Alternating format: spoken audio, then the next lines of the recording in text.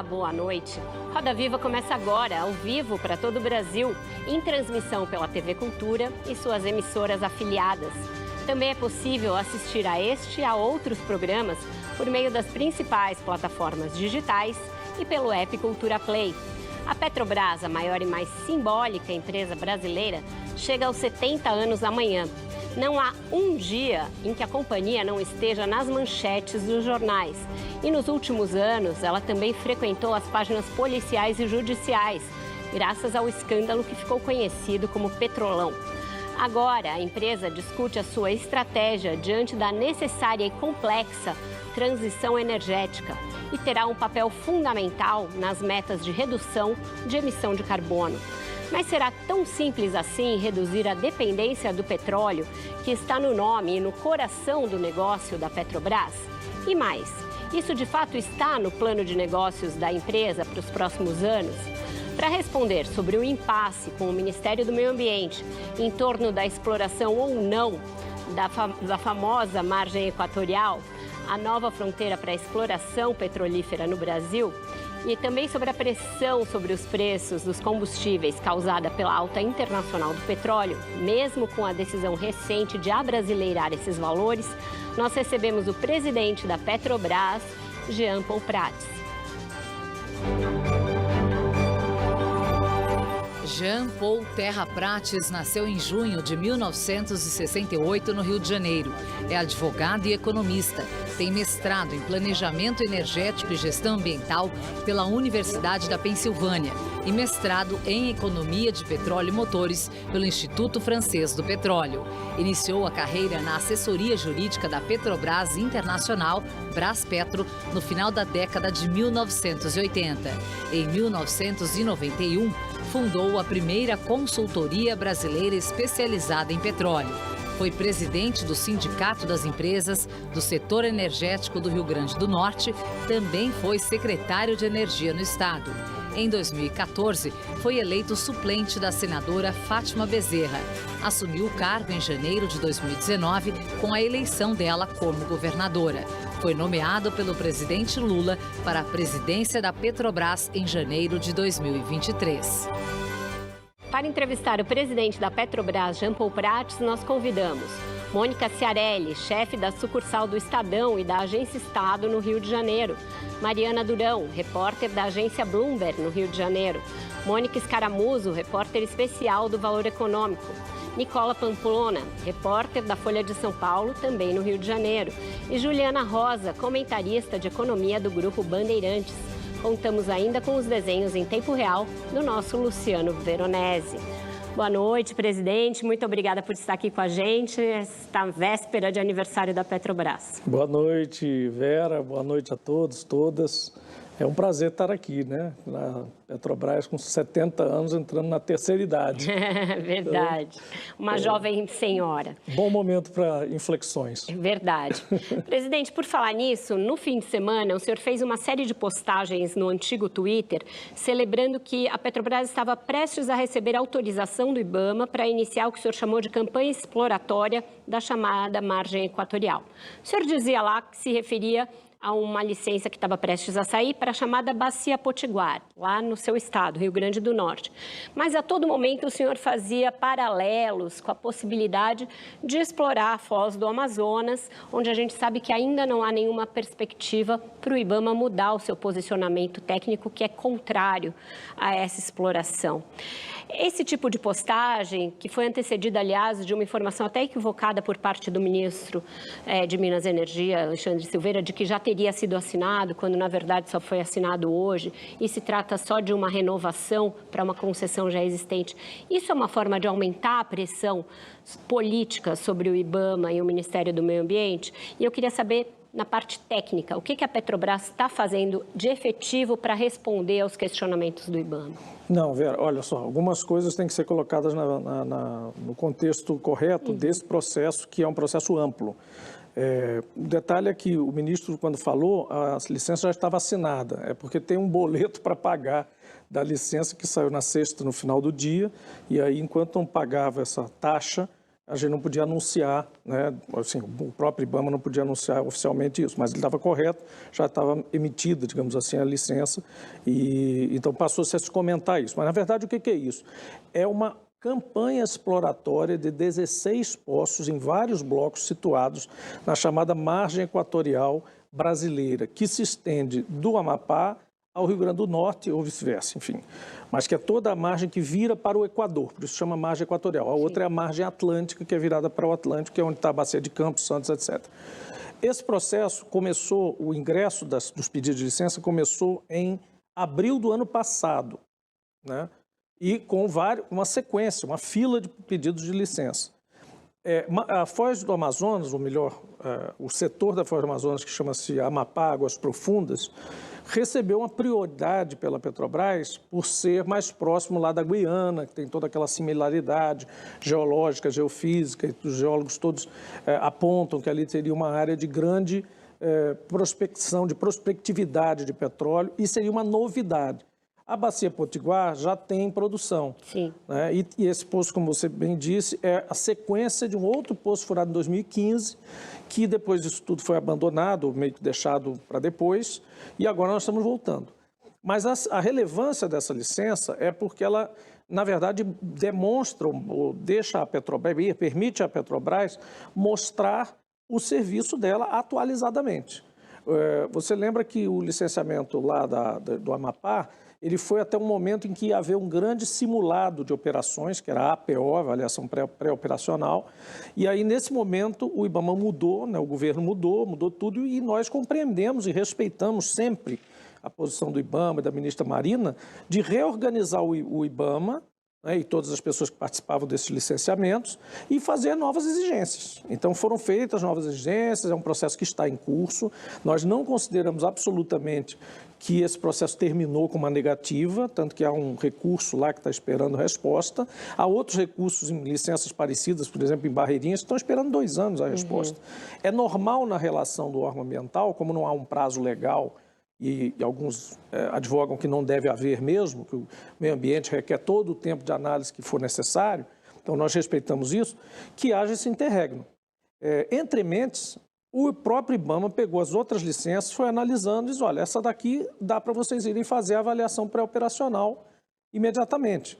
Fez as exigências, fizemos a avaliação pré-operacional há 2 semanas atrás, foi um sucesso, foi muito bem sucedido, foram muitos recursos empregados, mais de 1.000 pessoas envolvidas nas praias de Fortaleza, de Ceará e Rio Grande do Norte, na verdade, você simula um grande vazamento, como se estivesse chegando um vazamento próximo da praia, e isso foi muito bem sucedido, então prosseguiu com o processo de licenciamento. Eu acho que isso é um belíssimo começo em direção ao Amapá. Porque, por todas as exigências que já foram feitas no Amapá, com centro de despetrolização de aves, 2 aeronaves, 8 barcos, uma estrutura equivalente à da Bacia de Campos hoje para fazer um poço, sendo que a Petrobras tem um histórico de perfuração de poços que não aponta nenhum incidente de vazamento e nenhum incidente de blowout em mais de 3.000 perfurações offshore, em águas profundas inclusive. Então, assim, eu acho que está bem tratado esse processo. E ele vai ocorrer, essa licença vai ocorrer, né, ao longo desse aprendizado novo, que o novo IBAMA tem o direito de ter. Mônica, por favor. Queria mudar um pouquinho de assunto e falar sobre o setor petroquímico. A Petrobras tem falado que a Braskem, né, e a sua maior empresa aí junto com a Odebrecht, vai merecer mais atenção, o setor petroquímico como um todo. Queria entender, a Braskem está à venda, a Petrobras vai manter a sua participação na companhia, ela vai aumentar ou vai vender, né? Tem 3 interessados, né? Queria saber se tem um sócio preferencial e como que a Petrobras vai tratar o setor petroquímico daqui para frente, né? Se tem intenção de retomar, né? Assim como o governo PT lá atrás compete outros polos petroquímicos, como que você vê esse setor estrategicamente? Isso, Mônica, dentro do contexto de transição energética e principalmente de longevidade da Petrobras, que é um conceito novo que a orientação do presidente Lula, o programa de governo, o processo que a companhia passou nos últimos 7 anos de curto prazismo, né, tanto no mercado de ações quanto nos seus objetos, nos seus projetos, a gente está tentando mudar. Isso tem uma gradualidade. E uma das pontes para isso é a petroquímica, né? A maior parte das empresas integradas, que inclusive deixaram, algumas delas, de participar da petroquímica, que acharam que era um negócio separado, muito técnico, muito próximo lá de um varejo muito diversificado, com muitos produtos diferentes, voltaram atrás, porque a necessidade agora é de trazer elementos de origem biológica ou vegetal, né, para dentro da petroquímica. Então, hoje a petroquímica é uma petrogás bioquímico, uma biopetrogás química, como quiser. Então, há uma necessidade de inserir isso. E as empresas de petróleo, nós, a Petrobras, temos melhores condições de fazer isso do que qualquer outra empresa sem estar verticalizada. Porque nós temos grandes refinarias, que hoje, no caso da Petrobras, por exemplo, uma delas já está processando óleo vegetal na refinaria diretamente, não é o processo de transesterificação do biodiesel, e sim um novo processo chamado coprocessamento, patente da Petrobras. Na refinaria do Paraná já são 5% de óleo vegetal colocados direto no HDT, na unidade de refino, e nós esse ano ainda vamos colocar em mais 4 refinarias 5% de óleo vegetal. É um volume de óleo vegetal bastante significativo usado já no refino. E isso vai bater na petroquímica. Então, para responder a tua pergunta sobre o processo em si da venda, quem está vendendo a participação é a Novonor, que é majoritária na Braskem, que é uma das maiores petroquímicas do mundo, é líder de mercado em alguns produtos no mercado dos Estados Unidos, tem plantas novas no México, tem plantas na Alemanha e tem as plantas no Brasil. A Petrobras, em princípio, se interessa em manter a sua posição. Se ela vai incrementar a posição, dependendo do sócio que foi escolhido pela Novonor, porque quem está vendendo é a Novonor, ou se ela vai exercer o direito de preferência até de comprar o restante, ou se ela vai vender a sua participação, que eu acho que é menos possível, já que a gente está indicando claramente um caminho rumo a essa verticalização ajusante, aí quem vai dizer é o próprio processo. O que eu posso dizer, nem tudo a gente pode dizer nesse caso agora, que está muito cedo, é que nós pretendemos que esse processo termine até no máximo janeiro, fevereiro.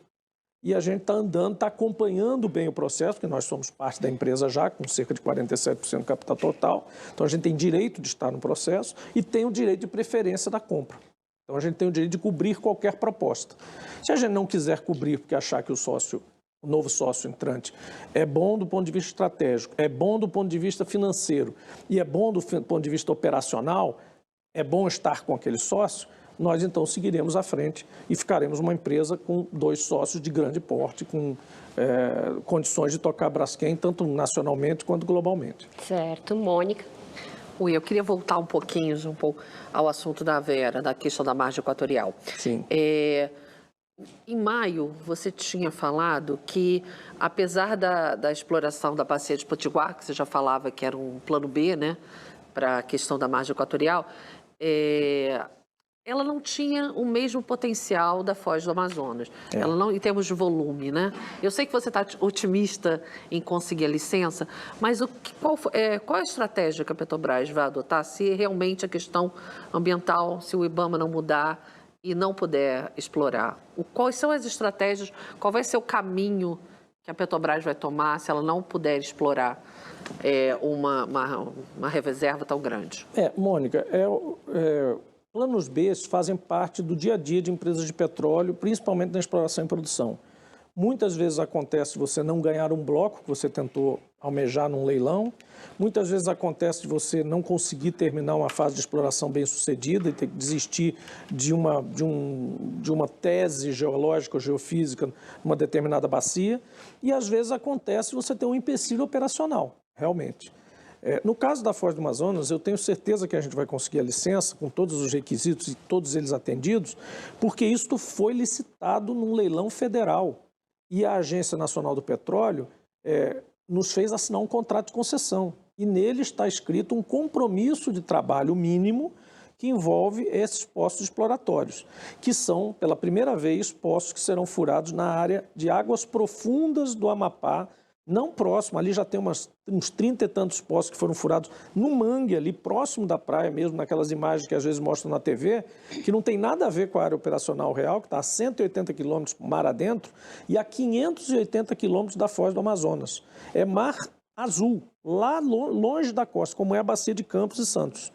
E todo esse processo de cuidado e de, como eu disse, de simulado de operações, né, tudo isso vai dar certeza ao IBAMA atual que a Petrobras é o melhor, se não o único operador capaz de fazer essa operação com segurança total.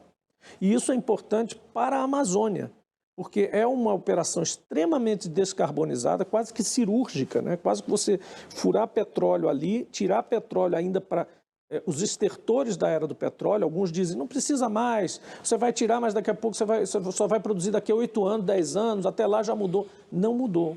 A humanidade vai precisar de petróleo por bons 50 ou 60 anos à frente. E se nós não tivermos essas áreas novas, de nova fronteira para explorar, nós vamos ter que importar petróleo de novo, como o Brasil, e petróleo mais carbonizado do que o nosso. Então, para responder a sua pergunta, as novas fronteiras são importantes e nós temos opções. Então, por exemplo, eu disse que é uma campanha de 16 poços, em 4 bacias. Foz do Amazonas, Pará-Maranhão, Barreirinhas e Potiguar-Mar. Então, só ali na margem equatorial você tem 4 bacias diferentes para observar. Priorizamos a Foz e o Amapá Águas Profundas, porque realmente é a novidade do negócio. As outras já têm poços perfurados. Agora, por exemplo, no sul você tem a bacia de Pelotas, em frente ao Rio Grande do Sul, que era nos tempos em que Campos e Santos eram filé e ainda são, eram meio, isso aí a gente vai um dia quando precisar e tal. E tem as revitalizações de campos, que são coisas que nós estamos retomando e fazendo, que são muito importantes, que são campos da época que abriu-se o setor e tal, Marlim, Albacora, que são revites, que a gente chama de revitalizações de campos grandes, onde a gente volta a produzir de campos gigantes que já produziram muito. Isso é extremamente importante do ponto de vista ambiental, porque você não abre novos lugares, não antropiza novas áreas e produz mais do mesmo local, com menos emissão de carbono. A internacionalização pode ser uma... Sim, caminho? E a internacionalização é concomitante. Nós não estamos vendo como plano B, é um plano paralelo. Nós podemos estar no Suriname. O Oceano Atlântico é o nosso terreno favorito de trabalho. Então, nós podemos estar na Namíbia, na costa da África do Sul, na costa da Mauritânia, voltar para Angola. O Suriname e a Guiana podem ser fronteiras importantes, o offshore da Argentina, depende do sistema fiscal e da nossa disposição também Vamos de explorar. girar, a gente vai complementando. Nicola. Boa noite. Eu vou ficar no mesmo tema, na verdade. Você citou uma coisa interessante, que há outras áreas que estão mais antropizadas do que essa. A costa do Amapá, ela ali é praticamente uma floresta. Não tem cidades, não tem quase nada. E uma exploração de petróleo é uma atividade... A parte em terra. E a atividade que demanda muita estrutura de apoio, como porto, retroporto, aeroporto. Por que, num cenário atual em que a Agência Internacional de Energia já recomendou a suspensão de nova exploração de petróleo, porque nesse cenário a gente vai para essa área, uma área totalmente virgem, ao invés de buscar a exploração em outras áreas, como Sergipe-Alagoas, por exemplo, que era o novo pré-sal há 5 anos, mais ou menos? Porque o Brasil tem direito, o presidente Lula sempre diz isso, que é uma decisão de Estado brasileiro, a gente tirar a teima dali. Se a Guiana tem, se o Suriname tem, se ali tem um trend interessante, mesmo que ele seja interrompido ali na Guiana Francesa, mas que se a formação, as rochas indicam que ali você pode ter uma reserva importante, você precisa saber, ter o direito de saber e dizer, depois de fazer a segunda decisão, dizer, agora, o que eu faço? Produzo ou não produzo? Aí sobre a questão de antropização, a Petrobras, quando eu disse que ela é talvez, com certeza a melhor e talvez a única, capaz de fazer isso de forma responsável e mais mitigada possível, é porque ela, por exemplo, produz em Urucu há quantos anos? Desde os anos 80, produzindo urucu no meio da selva. E antes, você lembra que haviam fotos, as pessoas se gabavam da clareira de Urucu, né? Eram aquelas fotos de helicóptero, uma clareira enorme, e aquilo foi sendo reduzido, porque aquilo pegava mal e ninguém percebia. No começo era tudo muito bonito, tá? Vencendo a floresta e tal. Hoje ela opera quase que, como eu disse, cirurgicamente ali. É uma operação totalmente limpa, totalmente operacionalmente eficientizada, mitigada do ponto de vista ambiental. Mas em vários trechos da sua resposta, desculpa, presidente, o senhor admite que haverá um dano, né? Não, peraí, eu vou te explicar. Talvez a Petrobras seja a única empresa, mitigação já inclui dano. Não, mas mitigação se faz o tempo todo, Vera. O que eu quero dizer é o seguinte, por exemplo, o aeródromo de Oiapoque, ele vai operar, isso está colocado nos planos para o IBAMA, com o movimento, ele nunca vai superar o movimento histórico que ele já teve. Então, quer dizer, ele já operava, ele operou um tempo, houve um pico de uso daquele aeródromo por outras atividades, e o histórico que nós indicamos de utilização dele nunca superará o histórico que ele já teve de movimentação. Então, você não tem que ampliar o aeródromo, você não tem que desmatar mais nada, você não tem que ter base de apoio necessariamente na região que é mata virgem ou que é encostada no mangue. Você pode operar com muita coisa a partir de Belém, inclusive o centro de despetrolização e de acudimento das aves, o principal está em Belém. O IBAMA pediu para fazer um mais próximo no Oiapoque, fizemos agora, nesses últimos 6 meses, fizemos e apresentamos essa condicionante atendida. Então, a Petrobras está tentando atender tudo para mostrar, olha, se tem alguém que pode fazer isso de forma responsável, correta, mitigada ao máximo, é a Petrobras. Se não der certo, como vocês comentaram aqui, a gente vai partir para outra fronteira. Mas a ideia, na verdade, do Estado brasileiro é checar se realmente tem petróleo, e se o petróleo for importante, ele será tremendamente valioso para o Brasil para fazer face a essa última fase da era do petróleo. E se você hoje desenvolver só com o que está produzindo, você tem aí 15 anos de reserva. Se você conseguir com os projetos que estão em exploração ou que já estão quase em produção, como plataformas compradas, você atinge mais 10. Se você colocar as áreas exploratórias, já tem mais outros 10. Fica faltando mais uns 20 anos aí para o Brasil para se suprir ou suprir outros países com o petróleo mais descarbonizado do mundo. Mariana. Jean Paul, boa noite. Bom, Mariana. Eu queria voltar um pouquinho na pergunta da Mônica sobre Braskem. O senhor falou que vocês pretendem ter uma solução para essa questão da venda da companhia até janeiro, mas ao mesmo tempo o senhor disse que quem está vendendo é a Novonor. Você pode explicar um pouquinho melhor, assim, como é que será isso? Como que a Petrobras pode influir nisso? E o senhor disse também que as petroleiras são as que estão mais tarimbadas, talvez, para assumir esse setor petroquímico. Vocês têm uma proposta de uma petroleira, que é a ADNOC. Nesse sentido, seria melhor ter essa empresa como sócia? A ADNOC é uma empresa integrada também. Ela é uma petroleira, mas é uma empresa petroquímica também. A Saudi Aramco e outras que pareceram interessadas em vários momentos diferentes do processo, como eu disse, não somos nós que estamos conduzindo, é a vendedora, que é a Novonor, né? Também são petroleiras ou empresas de petroquímica que naquele movimento que eu mencionei se desgarraram de alguma empresa maior, por exemplo, a Sun Oil Company ou outras que eram integradas, se desgarraram da principal e viraram empresas, LyondellBasell e outras que ficaram só no mercado realmente petroquímico. Esses interessados, veja que todos os interessados são do setor, né? São de alguma forma do setor. A tendência global é que está sendo no sentido de reacoplar esse pessoal, porque a necessidade vai ser de se juntar perante a era da transição energética. Isso está acontecendo na exploração e produção também. A gente está acostumado a ouvir esses bids, né, esses leilões, ou essas compras, editais, principalmente a Petrobras faz muito, mas as outras fazem tomadas de preço, mesmo as privadas, para serviços de poço, serviços de perfuração, etc. E cada vez esses mercados estão se consolidando mais. Quando você faz um novo edital, aparece um ou dois, onde apareciam 3, 4, 10, às vezes, concorrentes. E isso gerou uma inflação de 25% nos últimos anos na exploração e produção. Inflação estrutural. As coisas ficaram mais caras porque tem menos empresas atuando. Então, quando você não se junta, se você não começar a tomar cuidado disso, inclusive a pegar para criar, como eu digo, alguns fornecedores desde o início e fazer contratos mais perenes, você corre o risco, Vera, daqui a 15 anos, fazer um bid para um tipo de perfil, para consertar uma refinaria, vamos falar um jargão vulgar, ou para consertar uma plataforma e não aparecer ninguém. Sim. Juliana, para a gente fechar antes do intervalo. Boa noite. Oi, Ju, tudo bem? Grupo Prats, tudo bom? A gente ouve falar muito uma questão que a Petrobras agora voltou a falar sobre investimento em refinaria, que seria uma questão que poderia ajudar a gente ser menos dependente de importação de petróleo, e com isso poderia ser uma forma de reduzir custos e reduzir o preço do combustível aqui no Brasil. Queria entender como é que está essa questão dentro do plano de investimentos da companhia e por que dessa vez daria certo, já que a gente já teve investimentos no passado em refinarias que não tiveram sucesso. E outras que nem saíram do papel.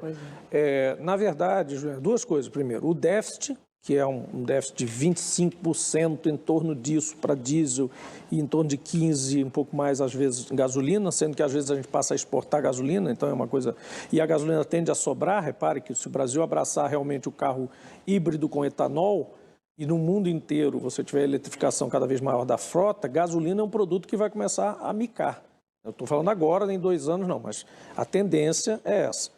Então, o que você vira? Todo mundo vira para diesel ou QAV, e aí, nesses dois, você já tem que colocar elementos originados biologicamente, né? O óleo vegetal e outros, inclusive no QAV. E é esse processo que atrai o refino, porque o refino atual é quem mais tem condição e escala de rapidamente introduzir elementos biológicos no que hoje é só óleo cru. Então, descarbonizar o combustível. Nós, como eu disse, já estamos fazendo isso muito veementemente. Essa gestão quer fazer isso. Esse é o paralelo que nós temos na transição energética ao refino. Se o paralelo no EIP é ir para o mar coletar vento, né, a gente vai falar disso daqui a pouco, eólicas offshore, no refino é o biorefino. Né? E no gás é o hidrogênio. Então, nós não estamos aqui com um delírio, a gente está trabalhando com coisas muito próximas logisticamente, coisas que a Petrobras sabe fazer. E, inclusive, são muito mais complexas hoje do que serão com essas novas matrizes. Então, esse investimento de refino, nós também não estamos dando tiro muito longe. A gente não está dizendo, vamos construir refinaria nova, grande, que vai demorar a se pagar, e quando se pagar o petróleo já tem menos importância, a gente não sabe o que vai acontecer com isso, talvez nem se pague, dependendo da estrutura. Então, o que a gente está fazendo nós queremos fazer upgrades, ou seja, aprimoramentos e expansões nos próprios parques de refino nossos, que são muito bons, dão muito para o gasto, e dão para esse final de processo e já adaptá-los ao biorefino. Então, não é... Por que vai dar certo? Porque são coisas em cima do que já existe. São investimentos... A gente pode colocar, em curto prazo, 2 refinarias Duque de Caxias nas mesmas refinarias da Petrobras. Ampliar 2 reducs dentro das nossas próprias refinarias. A gente é capaz de fazer isso em curto espaço de tempo. Mas isso pode ajudar a baratear preço? Sim, porque você passa a ter um pouco menos de dependência do importado, produto importado. É bem verdade que também não é a intenção do Brasil se isolar completamente, mas é bom um país... Todos os países perseguem a autossuficiência, não é à toa. Se fosse bom viver em PPI, ninguém precisava correr atrás de produzir petróleo e nem de ter parque de refino no seu território. Certo. A ideia é justamente depender menos do importado e, portanto, menos volatilidade para dentro, que é o tal do abrasileirar os preços. Então, com isso, a gente fecha o nosso primeiro bloco do Roda Viva, vai para um breve intervalo e volta já já com a entrevista com o presidente da Petrobras, Jean Paul Prats.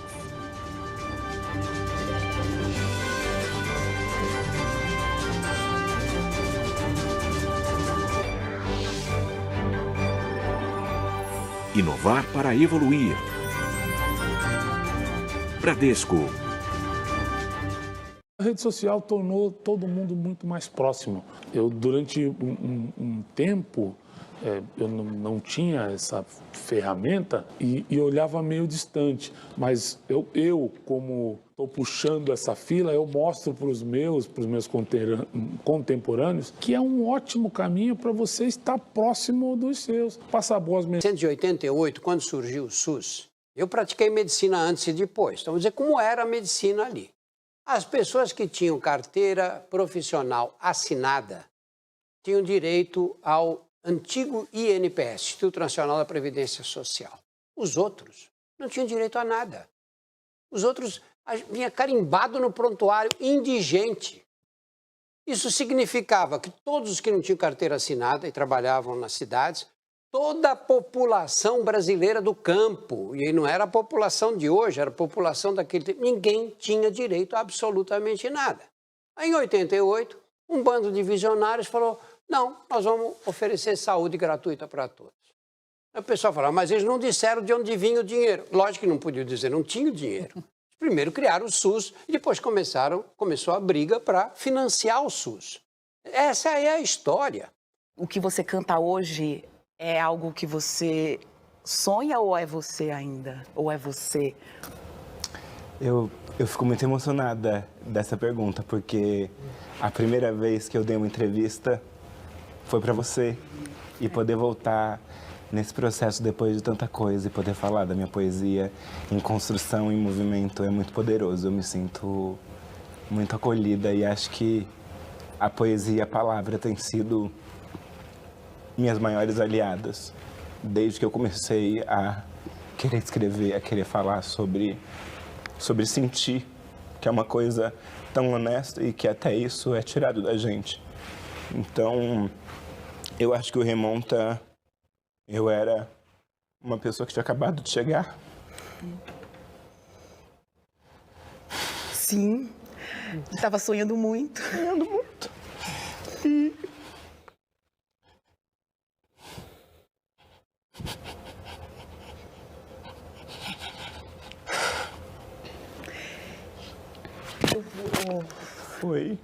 Foi a música que me alimentou. Foi a música que me fez sonhar. Foi a música que me fez resistir. Teatro é isso, teatro é essa possibilidade de sintonia de você, de repente, se ligar com uma coisa que aconteceu há 3.000 anos atrás, porque ela está em você, ela está no...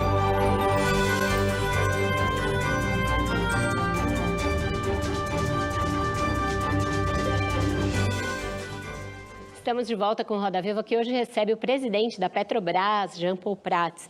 O senhor fez referência ao fato de que o Brasil, e o mundo, na verdade, né, vão precisar ainda nos próximos 50 anos do petróleo, vão ser dependentes do petróleo.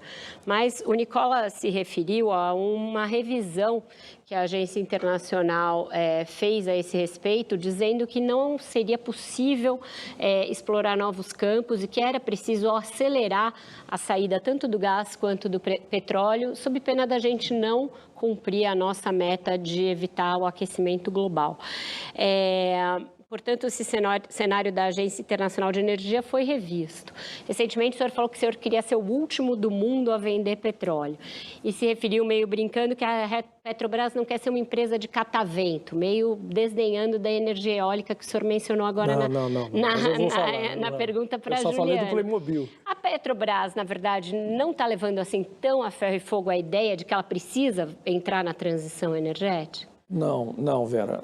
Se houve essa impressão em algum momento, é completamente equivocada e não é absolutamente o que eu tenho tentado transmitir. Mas essa frase é sua, certo? Sistematicamente. Da semana passada. Não, a minha frase foi a seguinte, que para a Petrobras, fazer eólica no mar é Playmobil.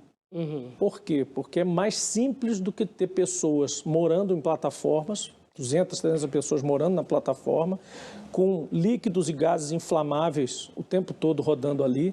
É uma operação extremamente mais complexa, a perfuração inclusive, que você não pode nem mexer a sonda, que quebra a broca, etc. E tal. Então é um negócio que é coordenado até por satélite, tudo isso.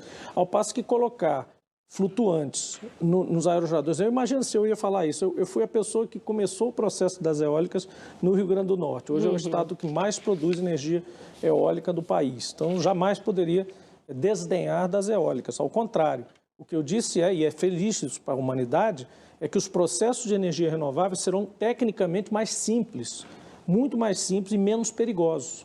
Então, isso nos dá uma tranquilidade de fazer essa transição no momento certo, claro, porque a gente precisa focar ainda na atividade principal, que é petróleo, que é o que nos dá sustento e projeta o fluxo de caixa para frente.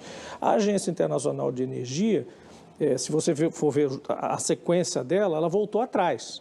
Ela falou primeiro que não precisava mais furar poços, não se furasse mais poços agora, teriam garantido a transição, etc. e tal. E, recentemente, essa última manifestação já foi no sentido de admitir que as áreas exploratórias que já estão concedidas ou que já estão em processo, né, de outorga, possam sim ser explorados e deva ser feito isso, porque de fato, como eu disse, talvez nem sejam 50 anos, talvez sejam 60.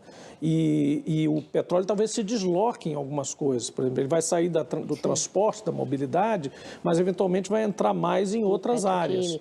A petroquímica, por exemplo, ainda é, de certa forma, indispensável, digamos assim, mesmo com essa mistura que eu falei aqui de origem biológica. Mas, então, assim, eu acho que há uma esteira, que é a transformação energética para as empresas de petróleo e a transição energética para quem consome petróleo, carvão, etc., etc., é diferente.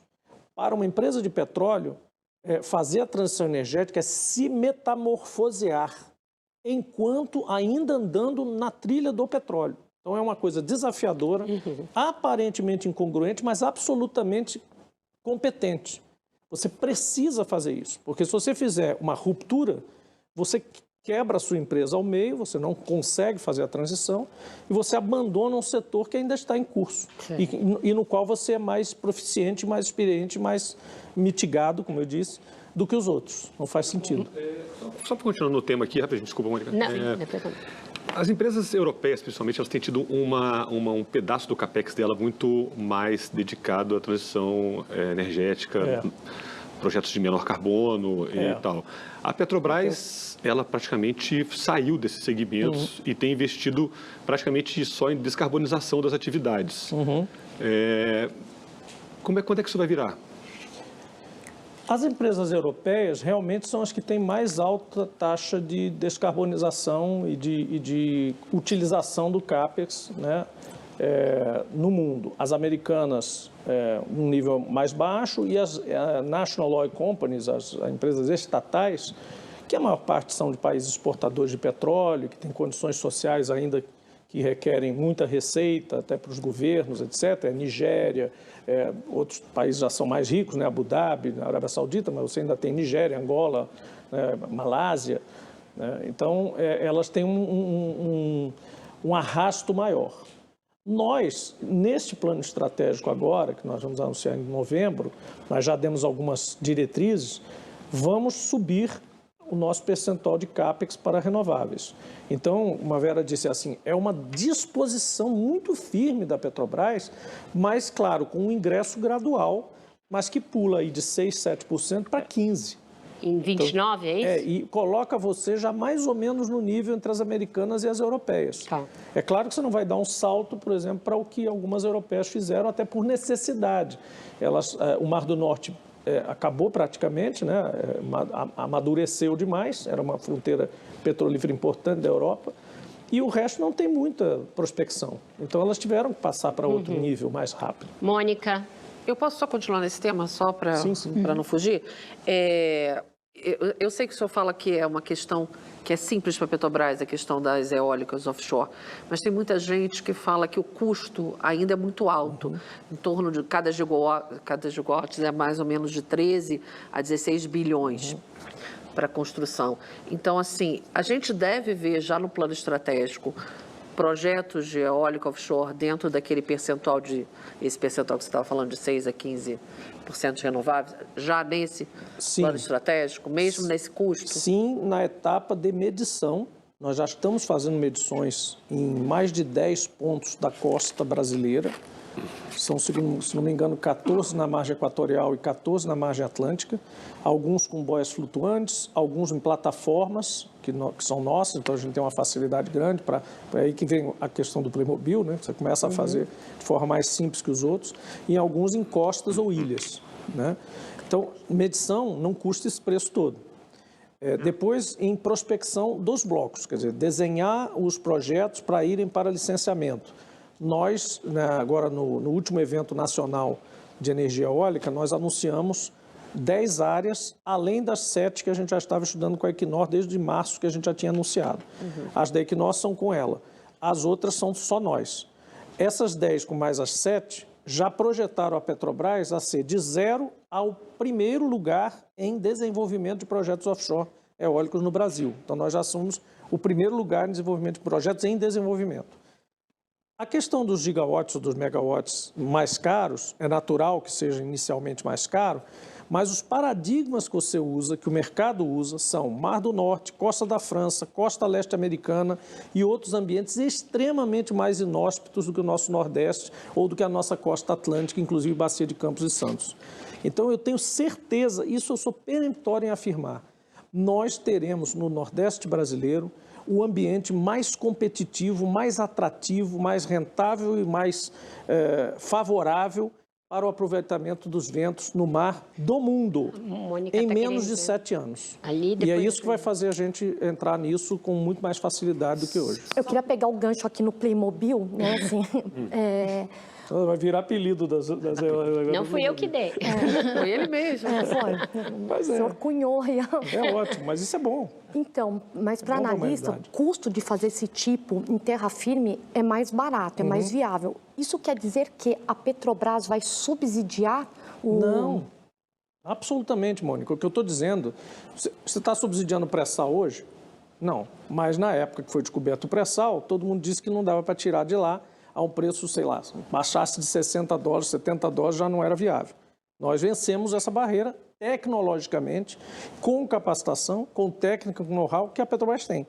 Nós vencemos Águas Profundas na década de 80, com o barril mais barato do mundo, da história, $16 o barril, e em 86 nós estávamos inaugurando Águas Profundas no Brasil, né?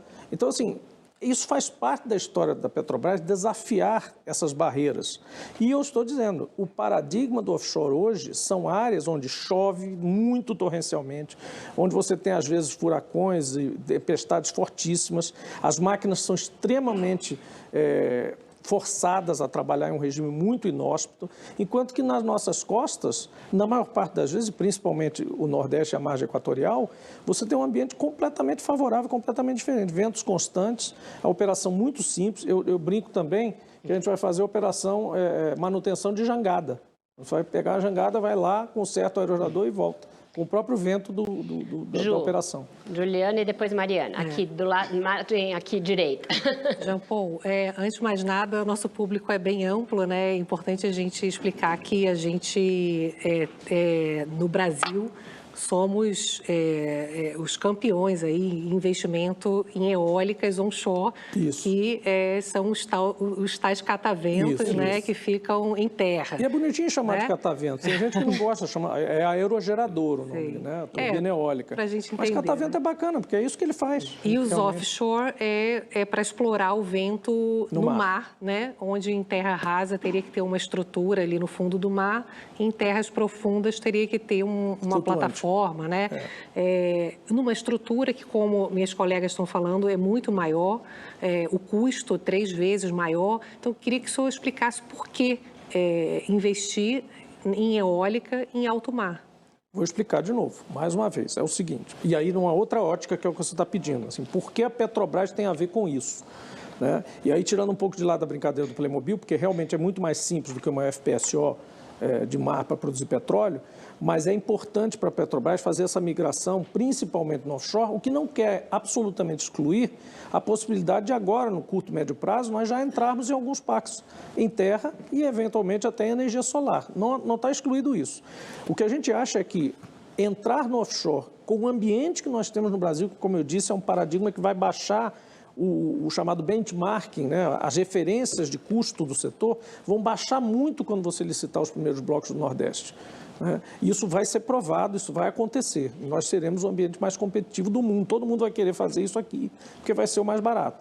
E por isso, porque tem muito menos intempéries, porque o vento é muito bom e porque nós vamos desenvolver esse mercado de acordo com essas características. Não é arriscado? Tem muitas empresas grandes estão desistindo, né, lá fora. Estão desistindo lá nesses lugares com intempéries altas. Mas você teve agora, recentemente, no ano passado, um leilão de áreas na costa leste americana, onde teve empresas que pagaram $1 bilhão de bônus para arrematar um pedaço de mar para botar o gerador em cima.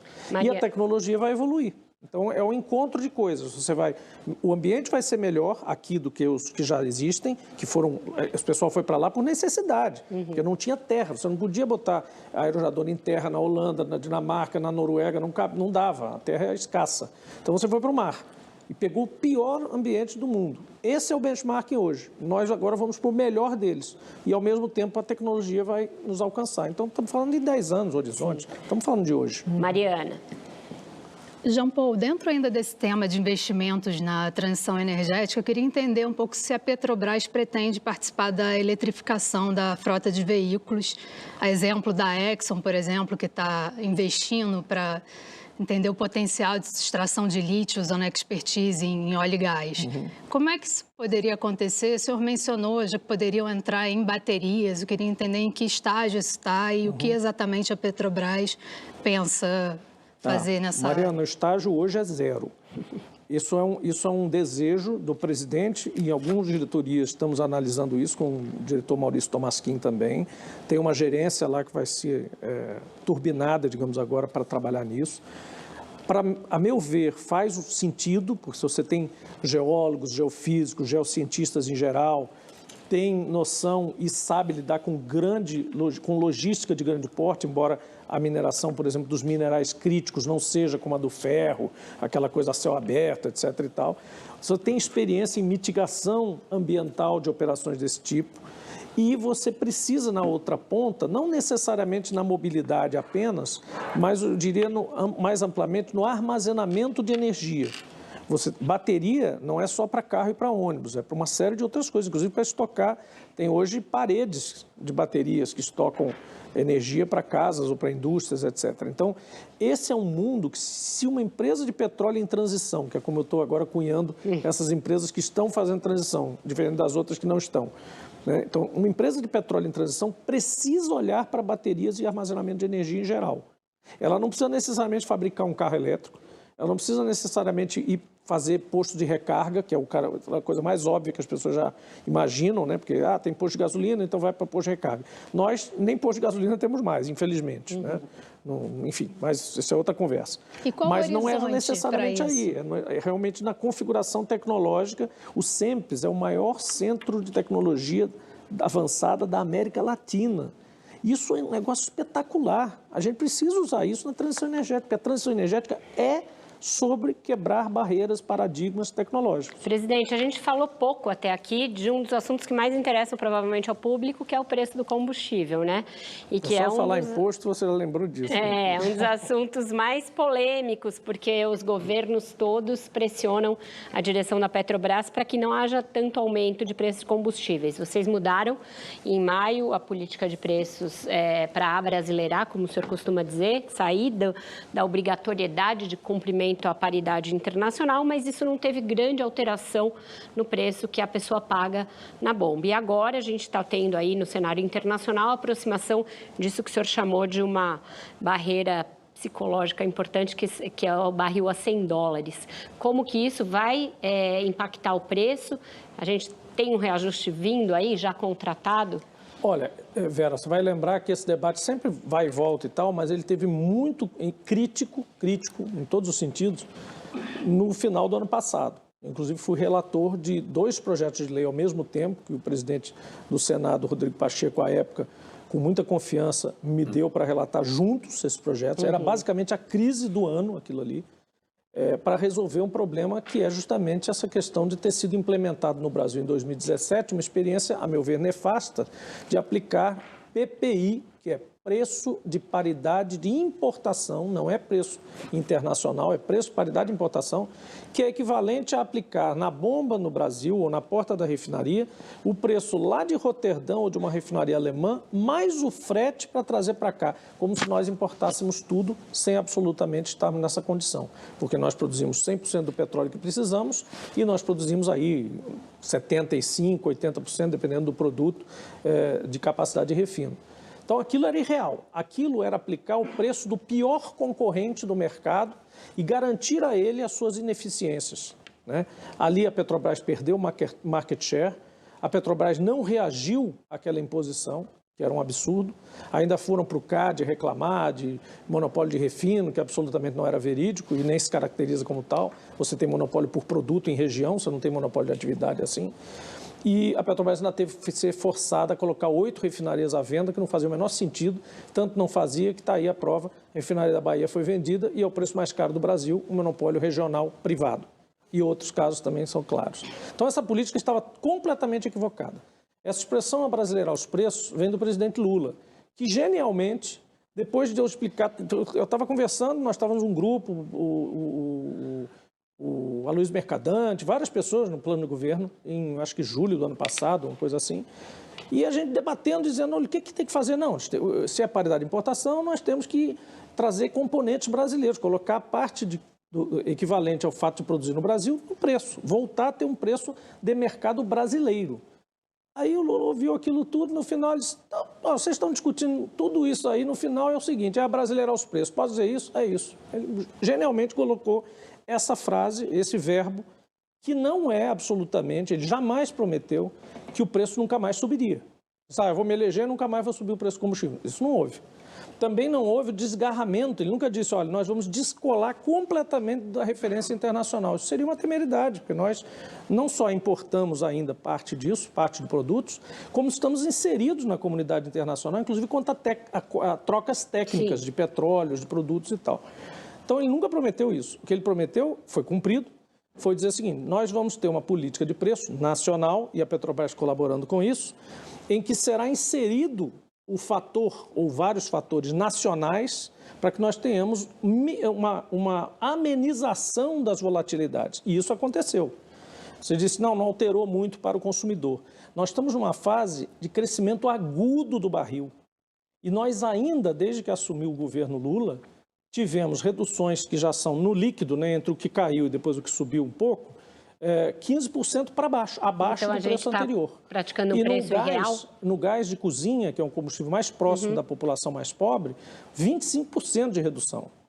E aí você diz, não, mas lá na ponta às vezes não chega. Bom, aí existem outros gomos a tratar. O preço da Petrobras é na porta da refinaria. Você tem várias outras etapas no processo, inclusive impostos, que fazem chegar ao preço mais ou menos. Por exemplo, o último aumento que houve, a última variação para cima que a Petrobras deu, era para ter um valor na bomba de 40 a 50 centavos para cima.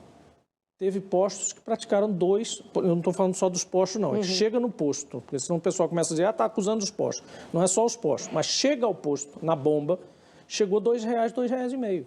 Então tem que ser estudado isso Quem também. vai, Mônica? Eu queria fazer aqui um gancho aqui. Os postos de gasolina, o senhor disse, infelizmente, né, não temos da mais Petrobras. postos. Sim. Queria entender se, com isso, vocês pretendem paralisar as vendas, né? Tem a suspensão da venda de refinarias, né? E muito dos compradores ainda, que estão independentes afirmam que os preços não estão mais baratos porque a própria Petrobras vende com preço diferenciado para eles. Isso procede? E eu queria que o senhor falasse também dos postos, se a Petrobras pretende retomar ativos que vendeu e pegar de volta, como que é isso aí? Mônica, isso é a coisa mais engraçada do mundo. É o cara que ser capitalista com o chapéu alheio. Isso é muito bom. O cara vem e diz assim, olha, eu vou comprar uma refinaria da Petrobras que estava funcionando bem direitinho lá, integrada com as outras, cada uma cobrindo sua área de influência, como elas foram construídas para ser, elas não foram construídas para competir. A refinaria de Canoas, no Rio Grande do Sul, não foi feita para competir com a refinaria da Bahia. Elas foram feitas para cobrir, como guarda-chuvas, áreas do território nacional. Quando você vendeu aquilo por uma razão que, bom, enfim, é uma história longa de CAD, com Petrobras, etc e tal, tirou a engrenagem Bahia ali do meio, desestruturou esse processo de uma certa forma, e essa pessoa, essa turma, ficou com uma refinaria para ela. Esse mercado, onde que ela compra óleo, o que ela faz para administrar aquela refinaria, é um problema dela, do capitalista dele, do capital dele, dos investidores dele. A Petrobras, que é uma empresa integrada, e por isso a maior parte das empresas de petróleo, que a gente conhece, todas as marcas aí, são empresas integradas, vê vantagem, obviamente, em ter uma refinaria, né, dela que compra óleo dela. Então ela faz o preço dela. dentro do processo para, na verdade, faturar na ponta, que é a porta de refinaria. Antes a ponta era o posto de gasolina da BR, agora não é mais. Então, isso é um direito da empresa integrada. Se ela praticar alguma atitude não econômica, não correta do ponto de vista concorrencial, existem órgãos para coibir isso. Mas ela tem o direito de fazer valer a parte de integração vertical. Senão não faria sentido, né? Aí o cara vai e diz, olha, eu estou só me dando mal porque eu comprei uma refinaria, estou tendo que dar meu jeito aqui, a Petrobras é obrigada a me vender pelo preço que ela faz para as refinarias dela. Entendo. Ora, vai se virar, né? Então é um negócio que não dá para entender. Assim é fácil ser capitalista, né? A gente ainda não esgotou esse preço, estou vendo toda a bancada, esse assunto do preço, estou vendo toda a bancada agitada, mas a gente vai fazer um intervalo e eu volto com a outra Mônica, Mônica Ciarelli. Vou dar o giro aqui.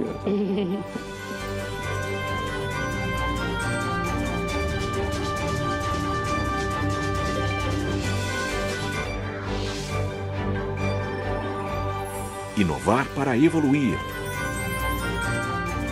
Bradesco. A rede social tornou todo mundo muito mais próximo. Eu, durante um tempo, eu não tinha essa ferramenta e olhava meio distante. Mas eu como estou puxando essa fila, eu mostro para os meus contemporâneos que é um ótimo caminho para você estar próximo dos seus. Em 1988, quando surgiu o SUS, eu pratiquei medicina antes e depois. Então, vamos dizer como era a medicina ali. As pessoas que tinham carteira profissional assinada tinham direito ao antigo INPS, Instituto Nacional da Previdência Social. Os outros não tinham direito a nada. Os outros vinha carimbado no prontuário indigente. Isso significava que todos os que não tinham carteira assinada e trabalhavam nas cidades, toda a população brasileira do campo, e não era a população de hoje, era a população daquele tempo, ninguém tinha direito a absolutamente nada. Aí, em 88, um bando de visionários falou, não, nós vamos oferecer saúde gratuita para todos. Aí o pessoal falou, mas eles não disseram de onde vinha o dinheiro. Lógico que não podiam dizer, não tinha o dinheiro. Primeiro criaram o SUS e depois começou a briga para financiar o SUS. Essa é a história. O que você canta hoje é algo que você sonha ou é você ainda? Ou é você? Eu fico muito emocionada dessa pergunta, porque a primeira vez que eu dei uma entrevista foi para você. E poder voltar nesse processo depois de tanta coisa e poder falar da minha poesia em construção, em movimento, é muito poderoso. Eu me sinto muito acolhida e acho que a poesia e a palavra têm sido minhas maiores aliadas, desde que eu comecei a querer escrever, a querer falar sobre sentir, que é uma coisa tão honesta e que até isso é tirado da gente. Então, eu acho que o remonta, eu era uma pessoa que tinha acabado de chegar. Sim, estava sonhando muito. Sonhando muito.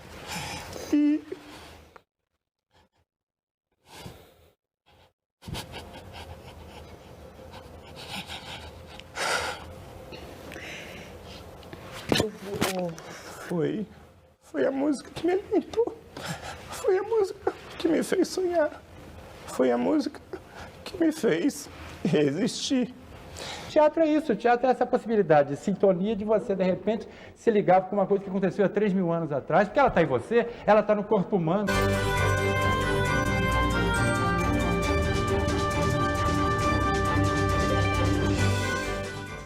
Estamos de volta com o Roda Viva e quem vai perguntar agora para o Jean Paul Prats é a Mônica Ciarelli. Mônica. Eu queria voltar na questão das refinarias também, porque a Mônica estava falando sobre não vender, mas o ministro tem falado muito em recomprar.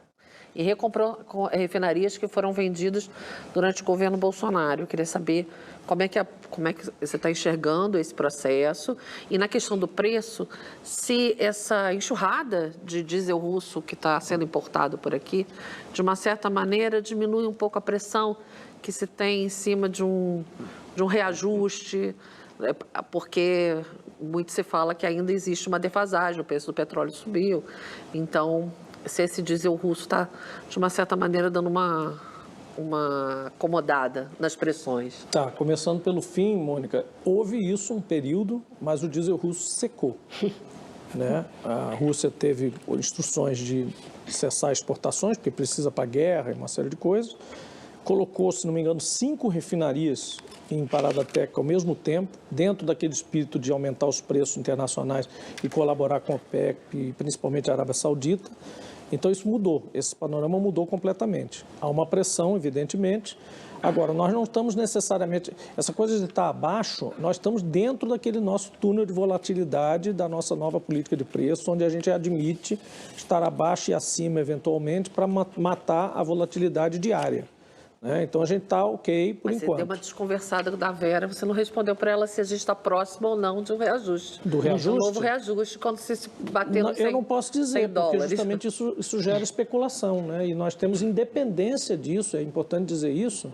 Né? O governo não manda a gente nem subir, nem descer, nem segurar, nada disso. O governo tem entendido... Mas e pede com jeitinho, não? Não, claro que todo mundo conversa. Os ministros conversam entre si, todo mundo conversa sobre inflação com o ministro Haddad, todo mundo conversa entre si sobre os assuntos que nos... Então, volta e meia, eu recebo tanto não só deles como de parlamentares. E aí, vai ter que subir? Como é que está a pressão, etc. Evidentemente que esse é um assunto que diz respeito à empresa e a gente não quer gerar especulações desse tipo. Certo. Então, a gente vai fazer o ajuste quando for necessário dentro da fórmula e dentro das fórmulas que a gente usa. Mas você falou uma coisa que eu não respondi só. Você vai recomprar a refinaria. Eu concordo com o ministro. Ideologicamente concordo. Programaticamente, o presidente Lula também e nós todos, os petroleiros, todos concordamos. Só que eu não posso dizer isso assim. Vou lá comprar a refinaria tal, porque precisa haver um processo dentro das regras de mercado, dentro das regras de negociação, e aí a gente vai fazer isso nas horas certas. Vai tentar fazer abordagens, ou vai abordar, ou não vai abordar uma ou outra que não vale a pena. Essa análise e esse processo está em curso, só que não é um processo que a gente publicize. Já tem alguma na mira, assim? Bahia, Manaus? Acabei de dizer que não posso dizer, exatamente por isso. São coisas que as empresas não falam. Jean Paul. Mas vocês assinaram um acordo, um memorando de entendimentos com o Mubadala, né, que é o Fundo Soberano de Abu Dhabi e que é o atual dono da refinaria de Mataripe, na Bahia. Essa aproximação não é uma sinalização de que vocês podem estar mais próximos? A Petrobras vai entrar também com dinheiro, né, nesse investimento que vocês vão fazer conjunto? E aí isso não inclui uma negociação de, por exemplo, vocês retomarem pelo menos uma participação nessa refinaria? Mubadala é um fundo muito importante mundialmente. É um fundo que investe, ele tem representado, ele tem sido à frente de transição energética de Abu Dhabi e dos Emirados em geral, em uma série de países e uma série de atividades. Então, é muito importante a gente ter esse processo, independente deles, no Brasil, terem comprado a Relan, enfim, e terem criado uma empresa para operar, etc. e tal. Há uma aproximação, sim, pode haver diálogo sobre a refinaria da Bahia, sim, também, mas o foco é o guarda-chuva de análise que a gente está fazendo, inclusive em relação a biocombustíveis, que é um projeto grande, onde a Petrobras, inclusive, tem terras na Bahia, terras da Petrobras, em que ela pode colocar à disposição desse projeto, além de outras coisas, a sua própria expertise, a sua capacidade, sim, de investir junto com eles. Então, assim, uma parceria que nos parece, pelo menos preliminarmente, nós estamos num nível de memorando de entendimentos, de grupo de trabalho, a diretoria do Thomas Kean acabou de ser formada, como eu disse aqui, então as pessoas estão ainda começando a analisar a situação Petrobras e a situação de sócios potenciais e projetos em parceria. Então, é um processo que tem que ter o seu tempo correto. Mas, com certeza, a aproximação é válida e é muito positiva para nós. Juliana, peraí, Juliana, deixa ela aqui, depois diga. Agora ficou animado. Agora está viva, Rosa. Tá bom. Essa questão do preço, claro, que é a questão que o público fica mais interessado, então acho importante a gente poder detalhar um pouco mais, porque hoje, por exemplo, estava olhando mais cedo no site da Abicom, que reúne os importadores de combustíveis, que há uma defasagem um pouco abaixo de 20% do preço do diesel trazido pela Petrobras, cobrado pela Petrobras em relação aos preços internacionais. Eu queria entender qual é o percentual de defasagem de preços, começa a ligar um alerta vermelho, digamos assim, 10%, 15%, 20% e por quanto tempo? Depende do tempo, justamente o percentual vai depender do tempo em que você também teve período recuperando. né, compensando de alguma forma. O que acontece com esse processo? A ABICOM, que eu respeito muito como associação, tem que ter mesmo, a Associação dos Importadores, são muitos importadores, eles proliferaram tremendamente na época do PPI, porque isso era vantajoso, como eu disse, isso preservava os importadores eficientes e os mais ineficientes eram premiados, porque era um preço praticamente fechado, que era a paridade de importação, acabou, independente de onde você produzir e de onde você pegar produto, inclusive na porta de uma refinaria brasileira com óleo produzido no Brasil. Então, como isso acabou, né, hoje a gente não considera a ABICOM um parâmetro para nós, porque primeiro nós produzimos a maior parte do nosso produto aqui, né? Então a gente tem o nosso próprio custo e a nossa margem garantida.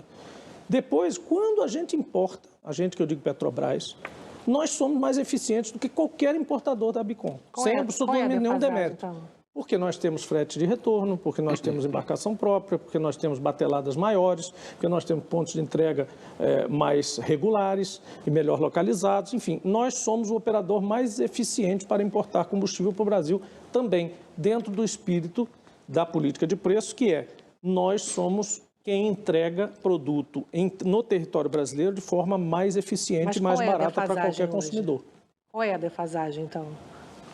Eu não vou revelar a defasagem, porque isso eu entrego o ouro para o... Mas dá para dizer qual é o mínimo? Juliana, assim? houve até uma crítica que eu acho infundada, porque qualquer empresa tem a sua prática, de que a política nova não tinha transparência, que a gente tinha que fazer uma espécie de um breakdown de tudo e dar o nosso preço todo organizado ali em cada lugar, etc.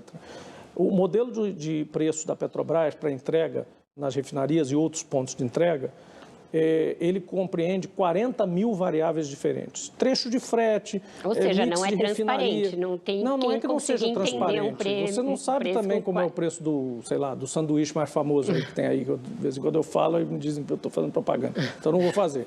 Mas você não sabe coisas bem mais simples, as empresas variam de preço de país para país e de mercado, às vezes, dentro do próprio Brasil, e você não vai lá, quanto é que é a sua alface, quanto é que é o seu tomate, deixa eu comparar com o cachorro-quente da esquina. Então não tem defasagem, você não faz isso? O que você prova é práticas concorrenciais ou não. Não estou dizendo que não tenha defasagem. Pode ter períodos que você tem defasagem. E provavelmente nesse período você tem alguma defasagem em relação em uma escala de tempo admissível para a Petrobras, que é uma zona de conforto que a gente está chamando de túnel de volatilidade. Deixa eu ouvir, amor. É um range entre o preço que o comprador sai da mesa e o preço que eu saio da mesa. Existe um gap entre uma coisa e outra. O preço que o comprador sai na mesa diz, não, eu tenho opções melhores aqui, você está muito caro. Quando você é monopolista, você exerce esse tipo de processo. Mas quando eu sou eficiente, eu vou até um nível abaixo, que eu tiro o meu concorrente e digo, eu sou a melhor opção. Tá certo. Mônica. Falando em monopólio, monopolista, pelo que eu entendo aqui, a venda das refinarias, o governo anterior vendeu, tinha um projeto para vender, e eu entendo que o governo novo é recomprar e retomar áreas que, de repente, a Petrobras saiu, por exemplo, postos de gasolina. O senhor soltou, infelizmente, que me assustou um pouquinho. Infelizmente mesmo. Por que assustou? A Petrobras pretende ser dona de postos de gasolina? Se sim, tem planos, como? Veja bem, quando eu disse infelizmente, é porque realmente você pegar uma empresa integrada quase perfeita como a Petrobras era, e tirar o pé dela do mercado, se você distanciar ela do mercado, tem uma consequência terrível para ela. Está certo, não é o melhor, não é o negócio com mais margem dentro dos segmentos de uma empresa integrada de petróleo, nem para as outras. Mas é importante porque você tem a aferição do que o consumidor faz e você, no caso do Brasil, para o Brasil, como empresa estatal, aí tem a parte paralela, que é o papel de estatal, você tinha um certo paradigma, você tinha uma referência de mercado, você sabia o que a revenda e a distribuição estavam fazendo, porque você estava nesse mercado. Você sentava na reunião do sindicato das empresas de distribuição de combustível, você, enfim, fazia parte desse negócio. Quando a BR é vendida por dentro desse modelo que foi adotado no Bolsonaro também na Eletrobras, onde a empresa não é vendida como ativo, ela pulverizar do capital dela, etc., e ela passa a ser outra coisa, a Vibra hoje é a BR antiga, é a mesma empresa, mesmo CNPJ, mesmos postos, mesmos contratos, mesmo tudo. Ela só não tem mais o controle da Petrobras. Então, ela faz parte de um conjunto de empresas distribuidoras de combustível que tem postos franqueados. Para quem não sabe, os postos de gasolina, a maior parte não são das empresas distribuidoras, eles são franqueados por contrato para usar aquelas marcas. E então você troca esse investimento de testeira, bomba, etc. e tal, por uma obrigação de comprar combustível daquela distribuidora. Esse é o deal ali entre essa... E nisso a gente não está mais. Queremos voltar? Talvez. Tem que ser daquela mesma forma, tipo dando um undo para voltar ao que era exatamente? Não, porque nós estamos falando de um novo mercado, uma eletrificação colocada no meio do jogo. Então, o que é certo que eu posso dizer, Vera, é o seguinte, a Petrobras tem que estar de novo próxima ao consumidor e ela vai encontrar esse caminho. Só para eu fechar esse bloco, porque eu acho que é uma pergunta que sintetiza um pouco disso. A empresa faz 70 anos amanhã, com uma cara meio retrô.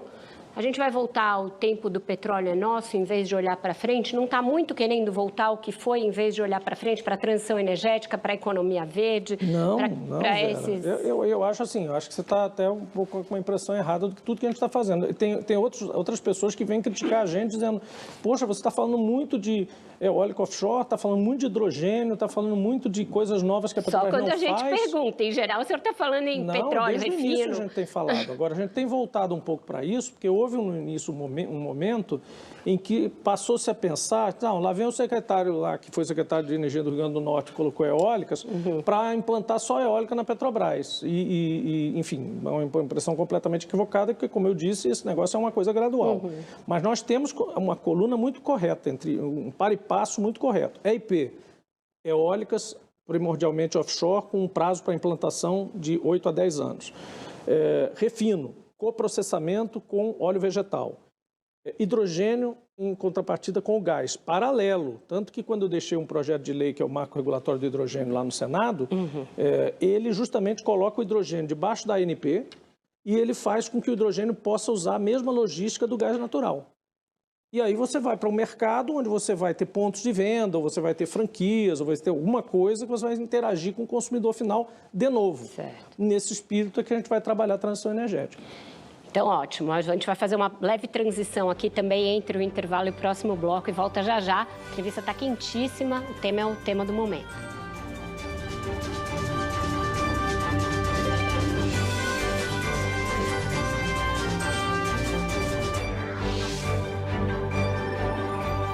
Inovar para evoluir. Bradesco. A rede social tornou todo mundo muito mais próximo. Eu, durante um tempo, eu não tinha essa ferramenta e olhava meio distante. Mas eu como estou puxando essa fila, eu mostro para os meus contemporâneos que é um ótimo caminho para você estar próximo dos seus. Em 1988, quando surgiu o SUS, eu pratiquei medicina antes e depois. Então, vamos dizer como era a medicina ali. As pessoas que tinham carteira profissional assinada tinham direito ao antigo INPS, Instituto Nacional da Previdência Social. Os outros não tinham direito a nada. Os outros vinha carimbado no prontuário indigente. Isso significava que todos os que não tinham carteira assinada e trabalhavam nas cidades, toda a população brasileira do campo, e não era a população de hoje, era a população daquele tempo, ninguém tinha direito a absolutamente nada. Aí, em 88, um bando de visionários falou, não, nós vamos oferecer saúde gratuita para todos. Aí o pessoal falou, mas eles não disseram de onde vinha o dinheiro. Lógico que não podiam dizer, não tinha o dinheiro. Primeiro criaram o SUS e depois começou a briga para financiar o SUS. Essa é a história. O que você canta hoje é algo que você sonha ou é você ainda? Ou é você? Eu fico muito emocionada dessa pergunta, porque a primeira vez que eu dei uma entrevista foi para você. E poder voltar nesse processo depois de tanta coisa e poder falar da minha poesia em construção, em movimento, é muito poderoso. Eu me sinto muito acolhida e acho que a poesia e a palavra têm sido minhas maiores aliadas desde que eu comecei a querer escrever, a querer falar sobre sentir, que é uma coisa tão honesta e que até isso é tirado da gente. Então, eu acho que o Remonta, eu era uma pessoa que tinha acabado de chegar. Sim, e estava sonhando muito. Sonhando muito.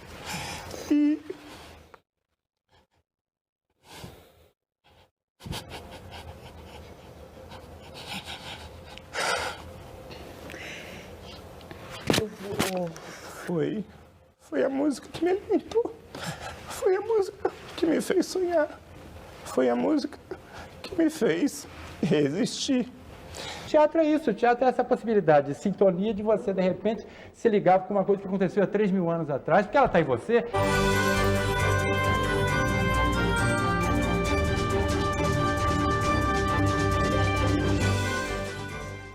Estamos de volta com o Roda Viva, que recebe hoje o presidente da Petrobras, Jean Paul Prats. Presidente, em julho a empresa também anunciou uma outra mudança, que foi na sua política de distribuição de dividendos aos acionistas. Queria saber se já dá para fazer um balanço e também o reflexo dessa nova política na capacidade de investimento da companhia. Olha, dá, e foi muito positivo já no primeiro dia. Nós tivemos 2 pontos muito preocupantes quando eu assumi a empresa. Eu ficava pensando, né, sonhando, não sei se sonhando ou tendo pesadelo, com dois momentos. O momento que a gente anunciaria, digamos, o fim do PPI, eu disse, bom, o mercado vai desmoronar nesse dia, o mercado subiu. A ação da Petrobras subiu. Porque foi bem explicado, foi de alguma forma, aquilo fazia sentido para a empresa Petrobras. Então, o mercado absorveu bem e subiu a ação. E o outro era o dia do dividendo. Eu disse, bom, os acionistas vão nos dar aí 2 semanas de castigo, pelo menos. Subiu no dia também. Porque eu acho que nós trabalhamos bem o conceito de que o fato de você distribuir a maior parte de dividendos, o maior contingente de dividendos do mundo em determinado ano, e ter sido isso num crescendo, mesmo que lastreado lá num argumento de que passou alguns anos sem distribuir dividendos, enfim, etc., etc., e de curto prazismo mesmo da empresa, tipo, vai ser uma empresa só de petróleo, vai focar só no pré-sal, não vai fazer transição energética, não vai fazer outras coisas, vai vender todos os ativos que não tem a ver com pré-sal e refinarias no Sudeste, vai virar uma empresa independente texana, altamente lucrativa, paga para os dividendos para os acionistas e está todo mundo feliz. Não é o caso, porque você vendia o futuro da Petrobras com isso. Então, nós fomos explicando isso e as pessoas sentiram que a gente veio para um nível bem mais razoável de distribuição, em cima do percentual de receita líquida, ao invés de 60%, 45%. Né? Alguns vaticinavam até que seria 40%, então, de alguma forma, ficaram felizes. E a gente conseguiu recuperar a capacidade de investimento a partir daí. Então, acho que tem um balanço positivo, não só perante o acionista, que era o que menos esperava, e foi bem, como, claro, para o lado da empresa e para o lado do governo. E a gente ainda teve que negociar com o próprio governo, que também é acionista. E a gente conseguiu fazer essa trilateralidade muito bem composta. Mariana, depois Nicola. Queria mudar um pouco o tema para olhar um pouco para a Petrobras no exterior e a relação dela com outros países. O senhor esteve na China recentemente, assim como toda a diretoria. Queria saber um pouco por que é importante para a Petrobras fortalecer os laços com os chineses, se o objetivo principal é vender mais petróleo para a China, ou se tem algum outro fator nessa equação e quais. E, por fim, eu queria entender como é que o senhor está vendo a possibilidade de um arrefecimento na demanda chinesa, né? Quer dizer, como é que o senhor está vendo os próximos 6 meses, enfim? E porque a China, ela responde por cerca de 30%, né, das exportações da Petrobras. Isso. Bom, em primeiro lugar, é preciso dizer que a gente não foi só a China e não foi a diretoria toda, né? Foi um grupo restrito, vinculado às áreas que nós tínhamos que conversar lá. E isso depois de também fazer visitas por uma questão de datas, não por prioridades especificamente, há um grande encontro que existe em Houston, nos Estados Unidos, onde você pega todo o mercado americano, as empresas inclusive, e a Europa no encontro e na reunião, já houve 2 reuniões dessas, que é uma reunião específica para CEOs de empresas, para presidentes globais de empresas de petróleo. E nós fazemos parte desse grupo, inclusive na última eu propus fazer um grupo de WhatsApp e a gente fica constantemente se falando, grupo bem fechado dos CEOs das empresas estatais e globais, multinacionais de petróleo juntos, né? Então, a gente ali tem bons debates. A China entra nisso, inclusive algumas participam desse grupo também, porque ela não só é a principal compradora, como você bem colocou, como ela também é um parceiro tecnológico importante para a transição energética e para as atividades convencionais de petróleo. Além disso, nós temos empresas chinesas estatais muito importantes que são sócias nossas no pré-sal, né? Com percentuais variando, diferentes, e também podem fazer parte da nossa petroquímica no futuro, como Sinopec e outros que podem, Sinochem, né? Então, você tem também empresas da área de indústria química que podem nos ajudar e podem ser parceiras e podem também colaborar conosco na questão do coprocessamento das refinarias. Você tem fabricantes de equipamentos de eólicos offshore muito importantes que nós visitamos também, que têm disposição de entrar com equity, né, com participação no projeto por conta do equipamento. Você tem fornecedores importantes de eletrolisadores fundamentais para produzir hidrogênio verde, porque esses projetos offshore, é bom que se diga, estão conectados eventualmente a projetos de hidrogênio verde. Nós vamos ter a energia eólica offshore mais barata do mundo. Isso está dito em estudos já colocados no mercado global, e por isso nós vamos ter condição de fazer hidrogênio verde, não só para o nosso mercado, como para o mercado externo. E a cereja do bolo, a Petrobras é uma das maiores compradoras, fabricantes para si próprio de hidrogênio para o uso nas refinarias. Então, se a gente pegar metade do hidrogênio que a gente precisa e comprar hidrogênio verde dos nossos próprios parques eólicos, a gente já tem uma massa crítica gigante para começar projetos de hidrogênio. Certo. Então, tudo isso está muito concatenado e precisa muito de parceiros de todo tipo, inclusive de chineses. Mas eles vão financiar o plano estratégico, uma parte, pelo menos? Provavelmente vão entrar em projetos. Nós tivemos 3 acordos assinados com os 3 principais bancos da China, inclusive Bank of China e China National Development Bank, que é um BNDES de lá e um tipo Banco do Brasil de lá. E a gente tem já existem financiamentos desse tipo com Petrobras e fornecedores de Petrobras, e para coroar o processo nós queremos no próximo ano, meados do ano que vem, fazer uma missão de indústria naval e offshore, já trabalhadas as parcerias, para eles irem lá assinar parcerias de investimento direto nos nossos estaleiros, para a gente deixar de comprar só da China e você criar um ambiente só de contratação. É sobre esse tema que eu queria perguntar mesmo, na verdade, então que é a promessa do presidente Lula reativar a indústria naval brasileira. Eu queria saber, na verdade, se há um consenso na Petrobras de que vale a pena comprar navio no Brasil, esses 25 navios anunciados pela Transpetro, o quanto a empresa sempre está disposta ou o quanto ela está disposta a pagar mais por esses navios, porque tudo isso envolve um afretamento mais caro, um custo maior para a exploração e produção da empresa. E se nesse plano estratégico a gente já vai ver navios, encomendas de navios já. Você lembra que eu falei no primeiro bloco que existe uma inflação estrutural no setor offshore que está assolando toda a indústria, né? Isso muda muito o panorama de questão de ser mais caro ou mais barato a fretar. Aí você me pergunta, já existe um consenso na Petrobras de que é melhor fabricar aqui, eventualmente, do que a fretar? Não existe. Ao contrário, existe uma cultura bastante arraigada de que o afretamento é mais simples, mais competitivo, etc, etc, etc.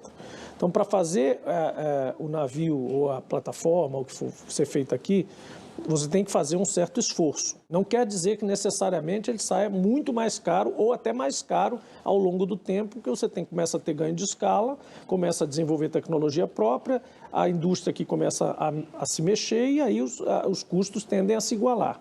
O que nós estamos propondo hoje, e com o Sérgio Bassi temos feito essa política juntos, e por isso esse anúncio que não está no plano estratégico ainda, e não é para o primeiro plano estratégico integralmente, nós vamos decidir o que é que vai ser colocado já de efetivo e o que é que vai ser colocado como horizonte de futuro, e isso tudo vai estar sujeito à viabilidade também, mas o que nós temos tentado fazer é, como eu disse aqui a Mariana, criar um ambiente só de olhar para a contratação e ver parte chinesa, parte coreana, eventualmente parte Singapura e parte brasileira, porque hoje o que acontece é que o Brasil está fora desse grupo.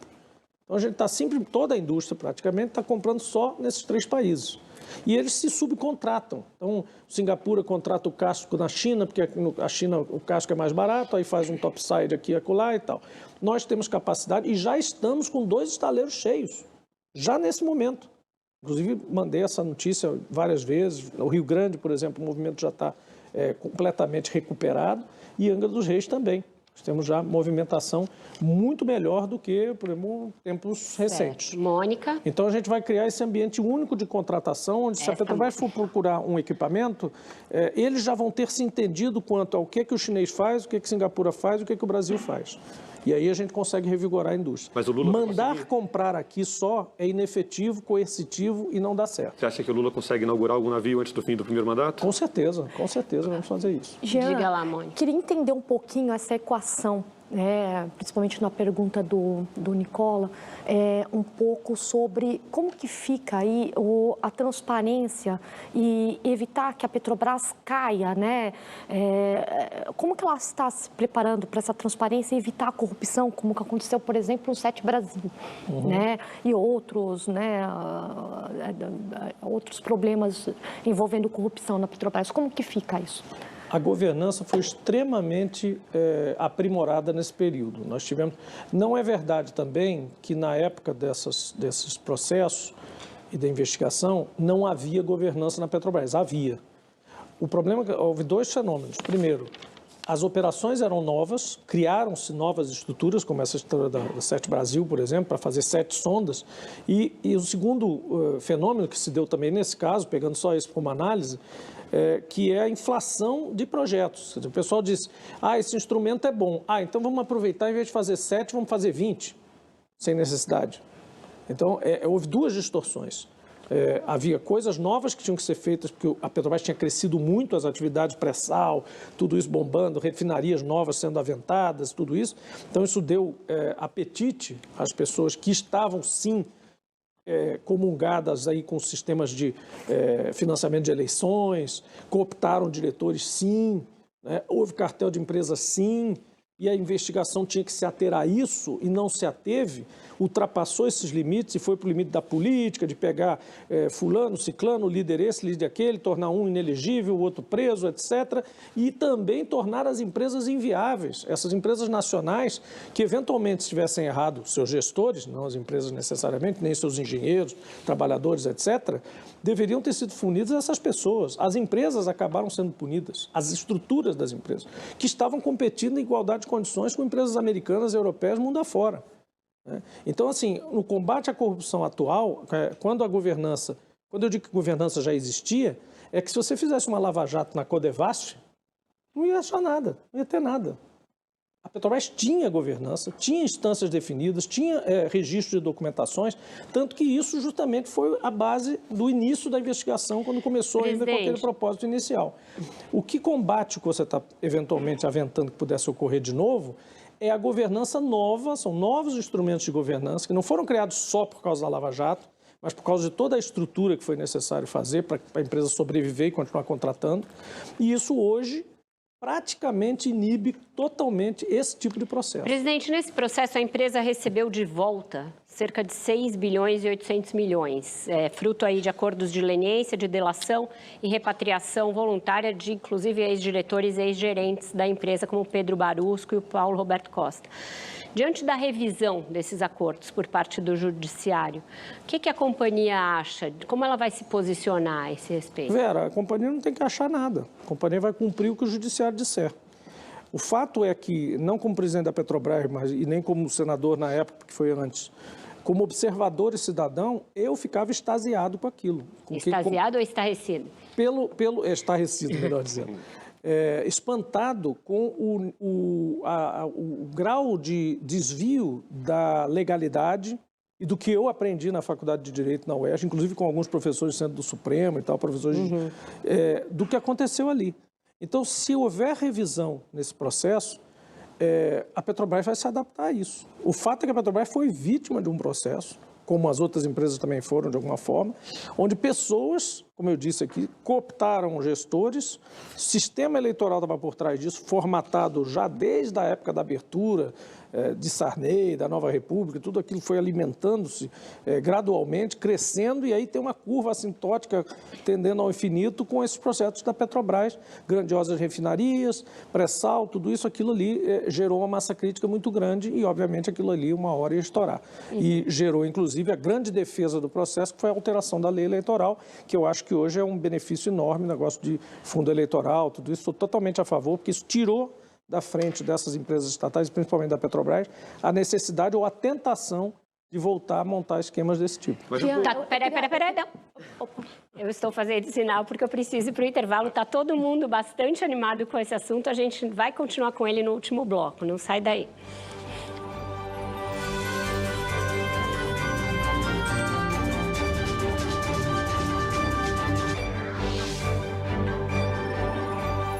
Inovar para evoluir.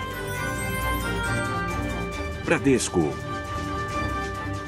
A rede social tornou todo mundo muito mais próximo. Eu, durante um tempo, eu não tinha essa ferramenta e olhava meio distante. Mas eu como estou puxando essa fila, eu mostro para os meus contemporâneos que é um ótimo caminho para você estar próximo dos seus. Passa a boas. Em 88, quando surgiu o SUS, eu pratiquei medicina antes e depois. Então, vou dizer como era a medicina ali.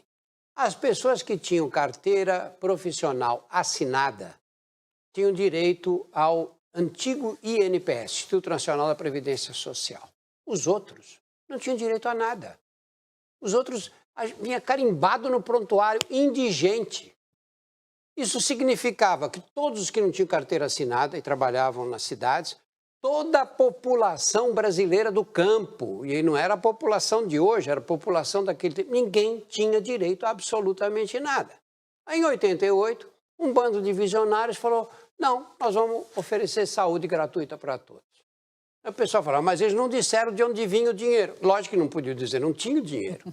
Primeiro criaram o SUS e depois começou a briga para financiar o SUS. Essa é a história. O que você canta hoje é algo que você sonha ou é você ainda? Ou é você? Eu fico muito emocionada dessa pergunta, porque a primeira vez que eu dei uma entrevista foi para você. E poder voltar nesse processo depois de tanta coisa e poder falar da minha poesia em construção, em movimento, é muito poderoso. Eu me sinto muito acolhida e acho que a poesia e a palavra têm sido minhas maiores aliadas desde que eu comecei a querer escrever, a querer falar sobre sentir, que é uma coisa tão honesta e que até isso é tirado da gente. Então, eu acho que o Remonta, eu era uma pessoa que tinha acabado de chegar. Sim, estava sonhando muito. Sonhando muito.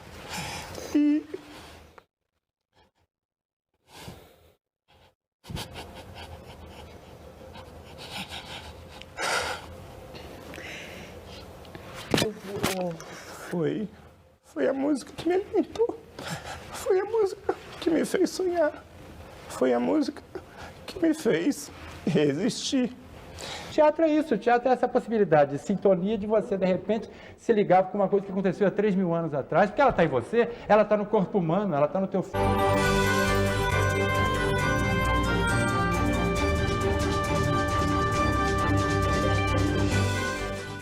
Estamos de volta com Roda Viva, é o último bloco, todo mundo quer perguntar, então eu já vou passar para a Juliana Rosa. Diga, então, vou mudar então um pouco de assunto para continuar no plano de investimentos, fora petróleo. Queria falar sobre fertilizantes, como que está essa questão, investimento, isso pode realmente acontecer. Na época da guerra, a gente ficou sabendo quão dependente de fertilizantes de fora nós éramos, né? Como é que está essa questão no plano de negócios da Petrobras? Pois é, Juliana, como você bem colocou, tem uma dimensão Estado brasileiro, país, e tem uma dimensão Petrobras. O desejo da Petrobras, dentro dessa estratégia de verticalização e de biorrefino e incorporação na transição energética, é voltar a fazer fertilizantes, porque faz sentido. A gente é dentro da cadeia produtiva e é admitido perfeitamente, não há problema nenhum. No plano estratégico que nós estamos vigindo hoje, isso estava, inclusive, proibido.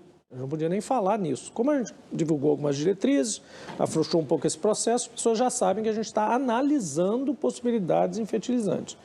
Mas isso depende da primeira dimensão, que é o Estado brasileiro dizer, olha, é importante ter alguma produção de fertilizantes brasileiros e para isso a gente precisa fazer algum esforço, porque o fertilizante que está entrando importado hoje é baratíssimo, porque vem de lugares que produzem gás baratíssimo, que não tem outro mercado se não ser feita amônia e ureia, e ele chega aqui com preço imbatível. O nosso gás é um gás offshore, é um gás que deveria ser usado para a indústria, privilegiar a indústria, inclusive para a termoelétrica já é uma coisa duvidosa, enfim. Né? Eu acho que termoelétrica tinha que trazer GNL mesmo e pronto, se funcionar com GNL paga, né? É uma outra categoria de projeto, com escala, tudo isso. E indústria seria o prioritário de atender. Então, isso aí vai depender realmente de uma política geral de Estado também. Agora, a gente está fazendo nosso trabalho. A gente está analisando recolocar 3 lagoas em obra. Né? Isso aí levaria mais ou menos 2 anos e meio, 3 anos para finalizar. Nós estamos certamente considerando reativar a usina lá no Paraná, né? Que não é a gás, é de resíduo atmosférico, então, enfim, funciona bem ali e que pode depois ser convertido a gás. E tem 2 plantas na Bahia e em Sergipe, que nós também estamos conversando e tratando com a empresa que é cessionária. Essas usinas são da Petrobras e tem uma outra empresa operando. Então, a gente está fazendo aí uma Mônica, que quer falar ainda sobre plano estratégico. Eu quero falar sobre plano estratégico. Vocês devem anunciar agora em novembro, mas eu queria entender, assim, o que a gente deve esperar? Qual é a marca que você quer deixar nesse plano estratégico para a Petrobras? Como é que você enxerga a companhia mais a longo prazo? Eu queria entender a sua visão de Petrobras. Eu diria em uma frase que é um plano estratégico que é um ponto de inflexão para a transição energética. Então, aquilo que a gente comentou aqui já com Nicola, de você sair dos níveis de 6% a 7% do CAPEX para 15%. E com isso em bons projetos com escala. Por isso a história do offshore, que é diferente do onshore, em eólica, hidrogênio, que são projetos grandes, são coisas que só a Petrobras ou empresas congêneres à Petrobras, ou empresas, como a gente falou aqui, a DNOC, a gente falou de Mubadala, a gente falou e a gente tem parcerias, por exemplo, com Shell, com Equinor, né? Então, essas empresas do mesmo tamanho, da mesma significância que a Petrobras, podem estar conosco em projetos importantes da transição energética. E isso é bom, porque a gente tem vários graus de aferição. Quando você está pisando num terreno novo, é bom você estar com alguém, né? Com algum parceiro, com alguém que tem outra interpretação, tem outras experiências em outros países. Então, a gente quer fazer isso com muita responsabilidade. Esse plano estratégico, ele tem esse destaque. E o outro, evidentemente, é manter a sustentabilidade dos nossos investimentos nas áreas produtivas de petróleo e gás, porque elas são importantes para o nosso fluxo de caixa. Certo. Então, esse é o destaque, eu diria assim, um resumo de plano estratégico seria isso. Lembrando que ele só sai agora em novembro, ele ainda está sendo elaborado. Nicola. Você tem planos de se candidatar a governador no Rio Grande do Norte? Zero. Não tenho plano nenhum, a não ser governar a Petrobras hoje. Né? E eu acho que essas coisas são muito importantes, né? A gente estancar, né? A gente separar fases da vida. A política tem muitas muitas fases que vão aparecendo ao longo do período, né? Eu não sou originalmente da política, entrei a política, fiz política muito na minha juventude. Nessa cadeira aqui sentou uma referência para mim, que era Brizola e Darcy Ribeiro. Trabalhei antes de ir para o Rio Grande do Norte com eles, até na época de estudante, enfim. Tinha muita política no sangue, minha família, parte de pai, era de políticos do Rio Grande do Sul, enfim, toda aquela região ali das Missões, trabalharam com Getúlio, com Jango, com Juscelino, enfim. Então, assim, política eu conheço. Mas só fui abraçar a política mesmo, ou entrar para a política, no Rio Grande do Norte, quando resolvi migrar para lá 22 anos atrás, trabalhando com petróleo e depois já caindo aí para o lado da energia renovável. E aí me encontrei com esse processo da política, a oportunidade de fazer um plano de energia para o Estado, colocar ele em prática, ter hoje o Estado mais importante em energia eólica onshore, né, que é a única que existe no Brasil ainda, do Brasil. E isso acabou projetando várias coisas até que eu cheguei ao Senado, né, e líder da oposição na época, com o Bolsonaro no governo, enfim, oposição a ele. Eu acho que foi muito importante esse período. O que vai ser futuro da política, quem decide, para mim, que sou essa pessoa, digamos, neófita em política, quem decide é o técnico. Quem é o técnico para o político? É o partido. Então, o partido também me trouxe, o Partido dos Trabalhadores, o partido ao qual me filiei, me trouxe a presidência da Petrobras, sem dúvida nenhuma. Foi compor o grupo do Partido dos Trabalhadores e a chapa do presidente Lula, que eu estou onde eu estou hoje, com muita responsabilidade política também. E é o partido quem vai decidir isso. E o presidente Lula, evidentemente, então, como grande administrador do processo. Não é um não. Não foi um não. Hã? Isso não foi um não. Não, vai decidir sempre qualquer futuro. Como eu disse, eu estou dedicado a essa atividade da Petrobras. E acho que o mandato da Petrobras pode coincidir ou pode não coincidir com o mandato do governo. Por que coincidiu? O Gabrielli, por exemplo, que foi um tremendo presidente, na meu ver, um dos maiores da história da Petrobras, se não o maior, né? Não por mais longevo, mas por ter coisas importantes na carreira e na trajetória, ficou vários mandatos. Né? Eu também não estou pedindo isso, não. Eu estou dizendo que tudo pode acontecer. É isso que eu estou dizendo. Tá, depende das circunstâncias e da performance. Mariana, depois Mônica e eu fecho. Queria voltar um pouquinho no tema internacional e investimentos da Petrobras fora. Eu queria falar um pouco dos países vizinhos, e em especial da Venezuela. A Venezuela tem as maiores reservas de petróleo do mundo e ela está discutindo com os Estados Unidos a suspensão das sanções para o setor. Qual o impacto geopolítico que essa eventual suspensão ou suavização teria? E a Petrobras pretende investir mais na Venezuela e em outros países da região? Eu vou te responder essa pergunta com todas as reticências de não ser interpretadas como uma coisa ideológica. Simplesmente geopoliticamente faz todo sentido para a Petrobras e para o Brasil voltar a olhar para os dois países vizinhos contíguos mais ricos em reservas de hidrocarbonetos, Bolívia e Venezuela. Então, não é porque os regimes tenham, sejam amigos ou não sejam amigos, ou durem mais ou durem menos. É porque faz sentido geopolítico, como faz para os Estados Unidos para agora vir pedir praticamente a um regime de Maduro, que foi um regime altamente criticado, enfim, tem lá seus problemas também, cada país tem o seu, suspender sanções ou aliviar sanções. Existe na Venezuela um caso excepcional que foi contínuo, que é o da Chevron, que é uma empresa que nós temos um diálogo corrente, até porque tem coisas no Brasil também. E a gente está tentando justamente configurar, né, saber como estudando o caso Chevron, para saber como é que se faz para ter, de alguma forma, o mínimo possível de problemas se a gente resolver olhar para a Venezuela de novo. O que é que atrai, no caso da Venezuela, além das reservas abundantes? É o fato de a indústria do petróleo na Venezuela ter passado por um período de extrema decadência e deterioração, inclusive física dos ativos e de mentes, né, de êxodo de cérebros e tudo isso. Isso é uma oportunidade, isso é uma coisa boa? Claro que não é, para o país não é. Mas é uma coisa a se olhar. Assim, é uma forma de também colaborar com a reconstrução de uma indústria importante para o mundo, ao mesmo tempo levar critérios de descarbonização para dentro dessa, para modernizar esse processo. Agora, não é a Petrobras que vai carregar a Venezuela nas costas, sem dúvida nenhuma. Vamos entrar lá para olhar o que acontece. E Bolívia é muito importante, porque nós temos um gasoduto, nós temos uma ponte ligando a Bolívia o tempo todo. E a gente, enfim, o regime fiscal, os regimes contratuais foram também se deteriorando lá a ponto de o investimento ter caído. Então, aparentemente, a reserva acabou. Mas, na verdade, você tem reserva de gás na Bolívia e isso é importante para conectar com São Paulo e os principais mercados de gás do Brasil. Jean, já que você não quer falar sobre o seu futuro político, queria que você falasse sobre... Já falei. Queria que o senhor falasse um pouquinho sobre a política interna na Petrobras. Tem aí dois lados, né? Tem a turma do Ministério de Minas e Energia, né? Encabeçada aí por Pietro Mendes, que é o presidente do Conselho, e tem a sua turma, né? Como que essa combinação pode ou não afetar até a aprovação dos planos de negócios da Petrobras, assim. Há uma divisão? Não, olha só, deixa eu dizer. Todo mundo é a turma do governo Lula. Então, todo mundo tem que se dar bem. Você pode ter um processo no início de indicações, etc., que venham de um lado ou de outro. Mas hoje não há absolutamente nenhuma dissonância entre os representantes do governo, as pessoas nomeadas pelo governo Lula, não é por fulano ou por ciclano. O presidente Lula, e eu acho que muito saudavelmente, e eu agradeço sempre isso a ele, pela confiança de ter dito o seguinte: você vai assumir um cargo executivo da Petrobras.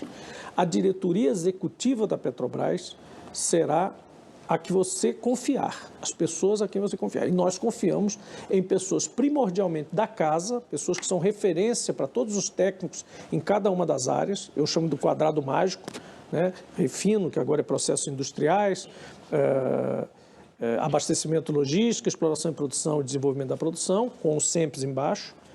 Temos um técnico também reputadíssimo, que é Maurício Tomasquim, ex-ministro, ex-presidente da EPE, criador da EPE, criador dos leilões de energia no setor elétrico, que é a transição energética, né? E temos a Clarice e Spinelli na governança e na corporativa, e um financeiro sólido.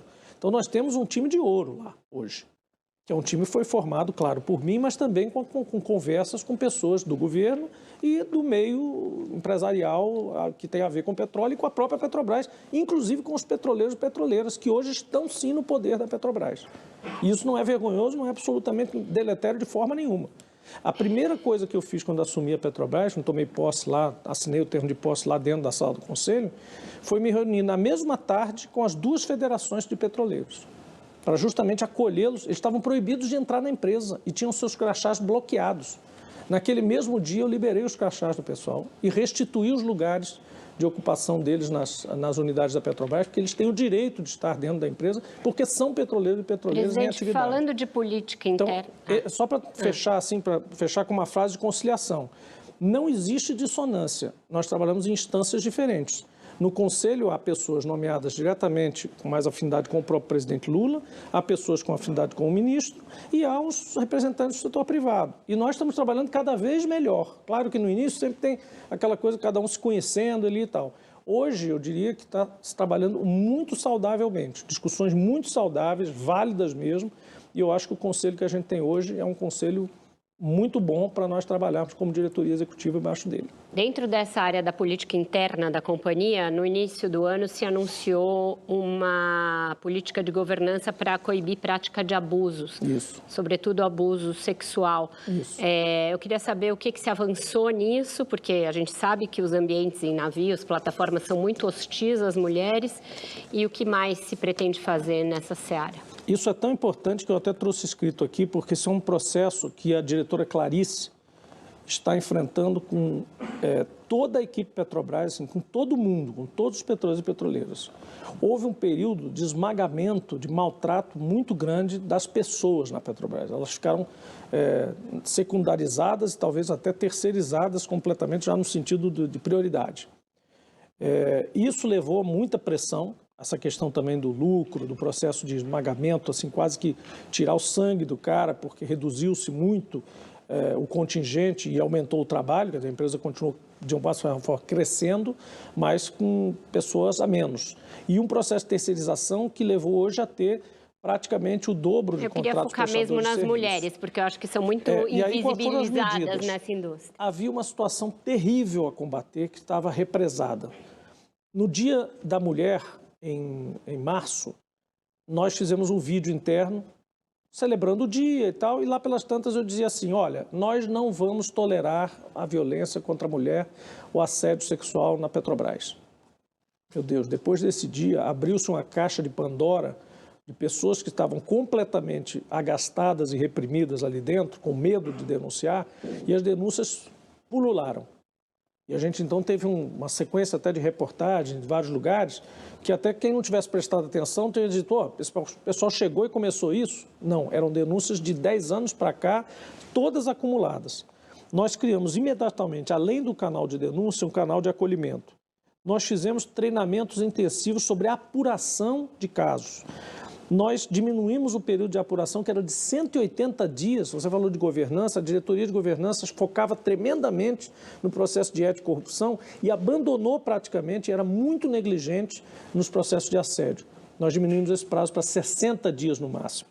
Nós criamos políticas de afastamento do contato, quando você faz a denúncia, de afastamento das pessoas para que não houvesse aquela ameaça básica posterior.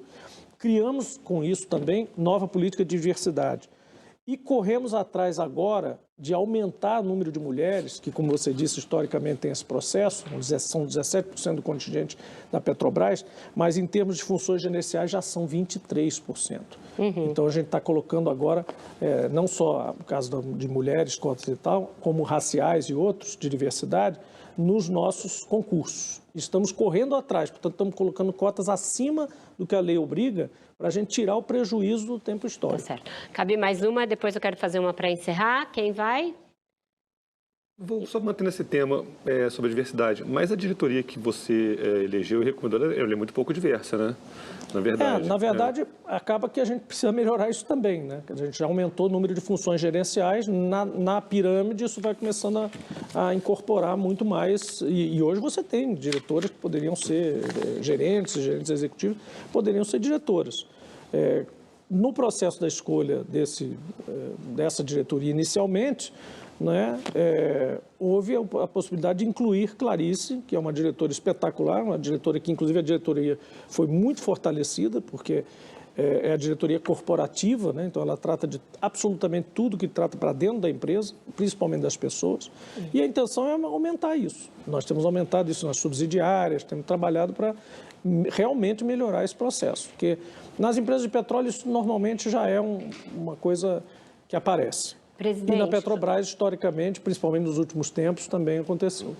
Eu queria encerrar voltando ao tema que dominou o início do programa, porque foi o tema que mais recebemos demanda aqui, que é essa questão da exploração na foz do Rio Amazonas. O senhor foi muito peremptório, logo nas suas primeiras respostas, ao garantir que esse licenciamento vai sair. Esse licenciamento vai ocorrer. O senhor disse, em outros momentos, o senhor trouxe o presidente Lula para essa resposta. Vai chegar um momento em que o Lula vai ter de arbitrar a decisão entre o Ministério do Meio Ambiente e, de outro lado, a Petrobras e o Ministério de Minas e Energia? Eu acho que eu trouxe o presidente Lula em outras ocasiões aqui, não nessa margem equatorial. O Lula já disse que quer explorar essa região, ele disse que é a última região. Quando eu falei da decisão de Estado brasileiro, é porque isso não diz respeito apenas ao poço em si, à microlocalização específica naquele momento e tal. Existe uma decisão de Estado a ser tomada no momento posterior ao licenciamento, foi o que eu quis dizer, sobre produzir ou não. Encontrou a reserva, o presidente Lula menciona de fato que o Brasil precisa se dar essa chance de descobrir se ali tem realmente petróleo, se os geólogos de fato têm essa correspondência com a estrutura geológica da Guiana e do Suriname muito bem sucedida. Então, há que se dar essa chance. E haverá um momento de se fazer a decisão sobre produzir, e aí, como o Nicola falou, usar a estrutura, etc., mesmo com tudo isso que eu ponderei também, de usar o mínimo possível de PED de apoio, de desmatamento, de entropização, que isso não existe mais, não são operações assim que a gente quer fazer, mas eu acho que tem uma decisão de Estado por trás, sim. E acho que vai sair porque o cumprimento das exigências, inclusive da nova geração do IBAMA, que, como eu disse, é altamente respeitável, e a gente respeita, inclusive a ministra também, em todas as suas ponderações, nós cumprimos.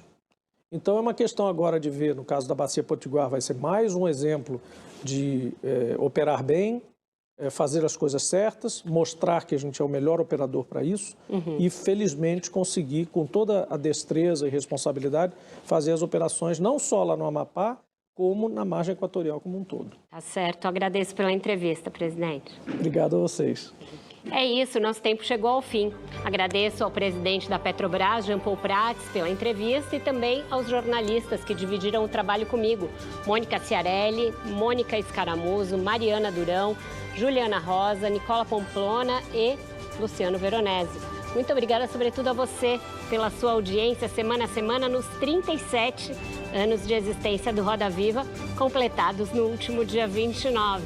Como a gente disse ao longo do programa, a Petrobras também faz aniversário amanhã, 70 anos. Poucos temas dividem tanto o país quanto do papel da sua mais poderosa empresa Da campanha do Petróleo é Nosso, que eu citei lá atrás, até hoje, muito mudou, o mundo deu muitas voltas e a emergência climática obriga as petroleiras a repensarem o seu papel na produção energética e na economia. No fronte interno, a volta do PT ao governo levou a uma revisão da estratégia de desinvestimento da empresa e da decisão tomada lá em 2017 de seguir o preço de paridade internacional para os combustíveis. Todas essas são decisões que mesclam componentes técnicos e políticos e cujos próximos lances serão definidores do potencial de crescimento do PIB e da força político-eleitoral do governo e do presidente Lula nos próximos anos. Daí porque não poderia ter havido um momento mais oportuno para essa entrevista, que é histórica desde já. E nesse que é o maior programa de entrevistas da TV aberta há 37 anos. A roda volta a girar na próxima segunda-feira, como sempre às 10 da noite. Até lá!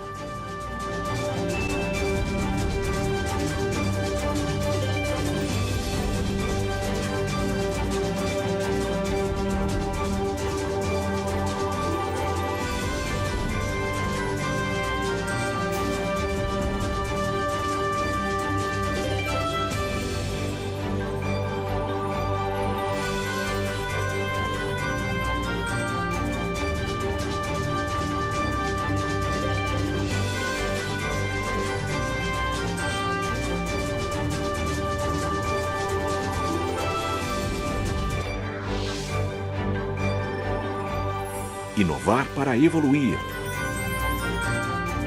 Bradesco.